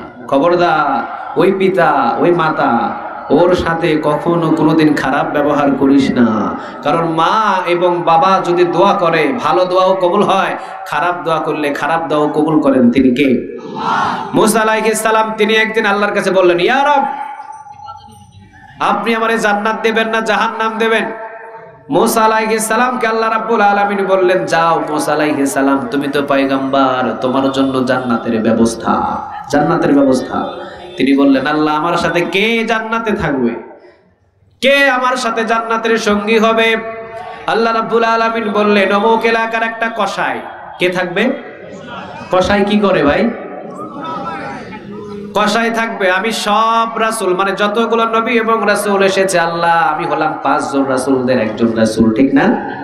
5 জন বড় রাসূলদের একজন, তিনি কে? মুসা আলাইহিস সালাম। উনি বললেন আমার সাথে শহীদ থাকবে, আমার সাথে ওয়ালি থাকবে, আমার সাথে নবী থাকবে। কসাই কেন? আমি তারে দেখতে চাই। আল্লাহ রাব্বুল আলামিন বললেন তুমি যদি তারে দেখতে চাও চলে যাও অমুক এলাকায়। তো অমুক এলাকায় গিয়ে উনি দাঁড়িয়ে আছেন, দেখছেন যে ও সারাদিন গোশত বিক্রি করে হাতের ভিতরে একটা ব্যাগ নিয়ে বাড়ির দিকে মারছে। তো মুসা আলাইহিস সালাম সামনে দাঁড়ায় কয়, বাবা তোমার বাড়ির আজকে আমি মেহমান হতে চাই। মেহমান কার রহমত? সবাই বলেন কার? আমরা অনেকেই চিন্তা করি যে হায়াতটা বাড়াতে চায়, কিন্তু আপনি চিন্তা করে দেখেন রাসূল বলেছেন আপনার রক্তের সম্পর্ক যাদের সাথে আছে ওদের সাথে সম্পর্ক বজায় রাখবেন, মেহমানদারি করাবেন, আপনার হায়াত আল্লাহ বাড়িয়ে দিবে। যুবক বললেন মেহমান আল্লাহর রহমত, কারণ মেহমান কখনো কোনোদিন আমার রিজিক খাইতে আসে না, মেহমানের রিজিকের ফয়সালা করে দিয়েছেন তিনি কে?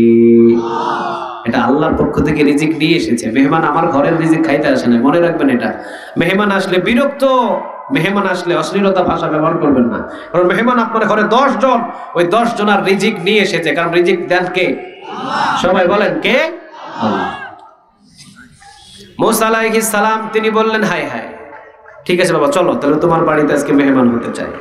মুসা আলাইহিস সালামকে বসিয়ে রেখে, লম্বা ঘটনা, মুসা আলাইহিস সালামকে বসিয়ে রেখে যুবকটা গোশত টুকরো টুকরো করে রুটি বানালেন, গোশত রান্না করলেন, বৃদ্ধা একজন মহিলাকে কুলে করে এনে গরম পানি দিয়ে গোসল করালেন, প্রস্রাব পায়খানা পরিষ্কার করালেন, আবার ঘরের ভিতরে রাখলেন। এই গোশত এবং রুটিগুলো ছেলেরেও দিলেন না, মেয়েরেও দিলেন না, বিবিকেও দিলেন না, আমি মেহমান আমারেও দিল না, আবার নিজেও খাইলো না, আগে মায়ের কাছে নিয়ে গেছে। আগে কার কাছে? মায়ের কাছে। ঘরের ভিতরে বাটি নিয়ে মায়ের ঘরের ভিতরে ঢুকে বাটির ভিতর থেকে গোশত এবং রুটি তুলে তুলে মায়ের মুখে দেয়, আর বলে মা সারাদিন তোর খেদমত করতে পারি না, মনে চায় সারাদিন তোর পাশে থাকি, ব্যবসার তাড়া নাই, দূরে থাকি, মা তুই আমারে মাফ করে দিস। মা 2 হাত তুলে দোয়া করে, ইয়া রব আমার কলিজার সন্তান আমার জন্য যা করে, আল্লাহ তুমি জামানার পয়গম্বর মুসার সাথে আমার কলিজার সন্তানকে জান্নাত দিও। সুবহানাল্লাহ। মুসা আলাইহিস সালাম অবাক, হায় হায়, নিজের সমস্ত আমল দিয়ে তুই একজন রাসূলের সাথে জান্নাতে যাইতে পারোস নাই, তোর মা তোর জন্য দোয়া করেছে, মায়ের দোয়ায় মুসা আলাইহিস সালামের সাথে কসাইরে জান্নাতে ঢোকাবেন তিনি কে? আল জান্নাতু তাকুদা আকদামিল উম্মাহাত। রাসূল বলেন মায়ের পায়ের নিচে সন্তানের জান্নাত। সুবহানাল্লাহ বলেন। এই জন্য মা যদি দোয়া করে দোয়া কবুল করে কে? আল্লাহ। আবার মা যদি বড় দোয়া করে মায়ের বড় দোয়া কবুল করে কে? মায়ের দোয়া বড় দোয়া কবুল হয়ে যায়। জুরাইস নাম জানেন? বুখারীতে এসেছে, সহিহ বুখারী। জুরাইস নামের একজন আল্লাহওয়ালা ছিলেন, মস্ত বড় ওলি ছিলেন তিনি। জুরাইস নামাজের ভিতরে দাঁড়িয়েছে, ওইদিকে মা ডাকছে, বাবা জুরাইস, পিপাসায় কলিজাটা পুড়ে যায়, বাবা জুরাইস এক গ্লাস পানি দে। জুরাইস কয় হায় রে, নফল নামাজে দাঁড়াইছি। কোন নামাজ? নফল নামাজ। নামাজ পড়বো না, মায়ের কাছে যাব। আবার বললেন বাবা জুরাইস পানি দে, বাবা কলিজাটা পিপাসায় পুড়ে যায়, বাবা পানি নিয়ে আয়। না, জুরাইস আসে না। তৃতীয়বার ডাকলেন, বাবা জুরাইস পানি দে, না পানি আনে নাই। জুরাইস বললেন না, নামাজ ছাড়বো না। নামাজের ভিতরে দাঁড়িয়ে রইলেন। মা বৃদ্ধ তো, পিপাসায় অস্থির হয়ে বরদোয়া করে দিলেন, প্রতিতার মুখ না দেখা পর্যন্ত যেন, এত বড় ওলি তুই, তোর প্রতিতার মুখ না দেখা পর্যন্ত যেন তোর মৃত্যু না হয়। কার মুখ? কার মুখ? পতিতা। পতিতার আপনাদের এলাকায় কি বলে? যার চরিত্র খারাপ। যার কি খারাপ? চরিত্র খারাপ, বেশ্যা যাকে বলা হয়, পতিতা। জুরাইসকে বরদোয়া দিলেন, এত বড় আল্লাহ বলা। দেখেন কয়েকদিন পর ওই পাহাড়েতে একজন নারী এসে জুরাইসকে বলছে, জুরাইস আজকে রাতের বেলা আমার যৌবনটা তোমারে ওয়াকফ করে দিলাম। জুরাইস কয়, দূর হ আমার এই দরবার থেকে, তোকে আমি দেখতে চাই না। খারাপ ব্যবহার করে তাড়িয়ে দিলেন। কারণ জুরাইস ইন্নী আখাফুল্লাহ, একজনকে ভয় করে, তিনি কে? আল্লাহ। তার দিকে প্রত্যাখ্যানের হাত বাড়িয়ে দিয়ে তাকে তাড়িয়ে দিলেন। কিন্তু সে নারী অনেক সুন্দরী, সে নিচে পাহাড় থেকে নিচে নেমে একজন ছাগল চড়ানো রাখাল ওকে অফার দিলেন। রাখাল কইল, পাইছি একটা সুযোগ। রাখাল জেনা করলেন তার সাথে, পেটে বাচ্চা এলো, তিনি যখন পেট দিনের দিন বড় হওয়া শুরু হলো, উনি এলাকা থেকে অন্যদিকে চলে গেলেন। বাচ্চা নিয়ে উনি ওই গ্রন্থের দিকে ঢুকলেন। সবাই প্রশ্ন করে, তোর বিয়ে হয় নাই, বাচ্চা পাইলি কই? সবাই প্রশ্ন করবে না? কথা বলেন, প্রশ্ন করবে না? বিয়ের আগে যার বাচ্চা হয় ওটা হালাল না হারাম? হারাম বাচ্চা না হালাল বাচ্চা? কিন্তু আমার বাংলাদেশের ভিতরে দেখবেন বিয়ের আগে বাচ্চা লন্ডন থেকে নিয়ে আসে, ঠিক না? বিয়ের আগেই বাচ্চা হয়ে যায় বাচ্চার মা, ওইগুলা মিডিয়া চোখে দেখে না, আর নিজের বউরা নিয়ে রিসোর্টে গেলে কারাগারে বন্দি থাকতে হয়। এটাই চলছে এখন সমাজের বিচার। ও কথা একটা আছে, যারা দেখতে পারে না তার কি ব্যাখ্যা? চরম ব্যাখ্যা। কার জন্য কিভাবে নোয়াখালীর ভাষায় বলে, সিন্নি কাইলি মোল্লা সিল্লি না, আলেম ওলামাদের জন্য, নামাজি ব্যক্তিদের জন্য, দিনদারীদের জন্য, মাহফিলওয়ালাদের জন্য আসমান এবং জমিনের রহমতের দুয়ারগুলো খোলা আছে। ওই পাপাচারী, ওই হারাম কাজ যারা করে, ওইভাবে যদি সারা বাংলাদেশ হয়ে যেত, বহু আগে বাংলাদেশ সাগরের ভিতরে ডুবে যেত। চিৎকার দিয়ে বলেন ঠিক কিনা? নামাজের জন্য, দিনদারিদারীদের জন্য, তাহাজ্জুদ গুজারদের জন্য জমিনটাকে টিকিয়ে রেখেছেন তিনি কে? আল্লাহ। জুরাইস, মহিলাটা বলল যে জুরাইস আমার সাথে জেনা করেছে আর আমার সাথে শেষ করে দিচ্ছে। আমি হুজুর কি চলে আসছে? 1 মিনিটে শেষ করছি, এটা ফিনিশিং দিয়ে। ওয়াবিল ওয়ালিদাইনি ইহসানা, যে পিতামাতার প্রতি ইহসান করতে হবে। ওই জুরাইস আমার সাথে জেনা করেছে। এই সন্তানের বাবা জুরাইস এখন আমাকে স্ত্রী হিসাবে মানে না, আর জুরাইস আমার সন্তানকে বাবা হিসাবে মানে না। চিন্তা করে দেখছেন? জেনা করছে কার সাথে? সবাই বলেন কার সাথে? নাম দেয় কার? জুরাইস। এবার সবাই এলাকাবাসী এসে জুরাইসের যে ইবাদতখানা ছিল লাথি দিয়া ভেঙে চুরমার করে কলাপটাকে ছাপটে ধরে পাহাড় থেকে নিচে নামিয়ে জনসমুদ্রে সবার সামনে বলে, জুরাইস, সারা দিন তুমি আল্লাহর গোলামি করো, আমাদেরকে দেখাও, আর সারা রাত মেয়ে নিয়ে রাত কাটাও না, তোরে দেখাইতেছি মজা। জুরাইস কয়, হয়েছে কি আমারে আগে বলো। কয়, সন্তানের বাবাকে বল। জুরাইস কয়, আমি জানি না। মেয়ে কয়, সন্তানের বাবা জুরাইস কয়, আমি জানি না। যেখানে মুমিন বিপদে পড়ে, মুমিনদেরকে বিপদ থেকে উদ্ধার করে, একজন চিৎকারে দিয়ে বলেন তিনি কে? জুরাইস আল্লাহর কাছে চাইলেন, ইয়া রব, আমাকে এই বিপদ থেকে আপনি বাঁচান। সুবহানাল্লাহ। আল্লাহ, এই বিপদ থেকে আপনি আমারে বাঁচান। আমি এই ছোট্ট বাচ্চারে জিজ্ঞাসা করবো যে বাবাকে। আল্লাহ ওর জবান থেকে আপনি সুন্দর করে বাহির করে দেন ওর বাবাকে। এবার জুরাইস দোয়া করে নামাজ শেষ করে ছোট্ট বাচ্চার মাথায় হাত বুলিয়ে দিয়ে বলে, বাবা তুমি বলো তো তোমার বাবাকে। আমার বাবা ওই যে দাঁড়িয়ে আছে, ওই রাখাল। সুবহানাল্লাহ নাই? 3 জন মায়ের কুল থেকে কথা বলেছে, 3 জন। একটা হলো জুরাইসের সময়, আরেকটা হলো ঈসা আলাইহিস সালাম, আর আরেকটা হলো ইউসুফ আলাইহিস সালামকে বাঁচানোর জন্য জুলাইখার ফুফাতো বোনের কুলে কিসের নামের যেই 6 মাসের যুবক। সুবহানাল্লাহ। ইন্নামা আমরুহু ইযা আরাদা শাইআন আইয়াকুলা লাহু কুন ফায়াকুন। আল্লাহ যদি বলে পাথরও হাঁটতে পারে। আল্লাহ যদি বলে কারাগার থেকে বন্দী রেখেছ, ওদেরকে বাহির করে জমিনে ময়দানে হাজির করতে পারে। চিৎকার দিয়ে বলেন ঠিক কিনা? কিন্তু আল্লাহ দেখছেন। কে দেখছে? সবাই বলেন কে? কারণ মুমিনদেরকে পরীক্ষা করতে চায়। যাদের হাতে হাত কড়া পড়েছো, আল্লাহ তোমাদেরকে হয়তো বা পরীক্ষা করছে। শেষ পর্যন্ত টিকে থাকতে পারলে, আর মরে গেলে শহীদ, আর টিকে থাকতে পারলে সুম্মাস্তাকামু, অটল থাকতে পারলে তোমাদের জন্য জান্নাতের শুভকামনা। কিন্তু আল্লাহ ইচ্ছা করলে যারা কোরআনের দায়ী, ওদেরকে বাঁচাইতে পারে না। কথা বলেন, পারে না? জুরাইস মাথায় হাত বুলিয়ে বলে, বলো বাবা তোমার বাবাকে। এবার কয়, ওই রাখাল আমার বাবা। এবার রাখালে টেনে এনে কয়, কিরে? কয়, হ, আমার সাথে জেনা করছিল।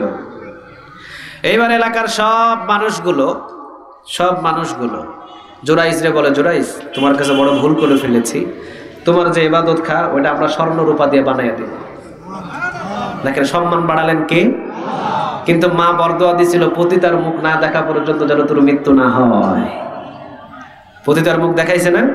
কথা বলেন, দেখাইছে না?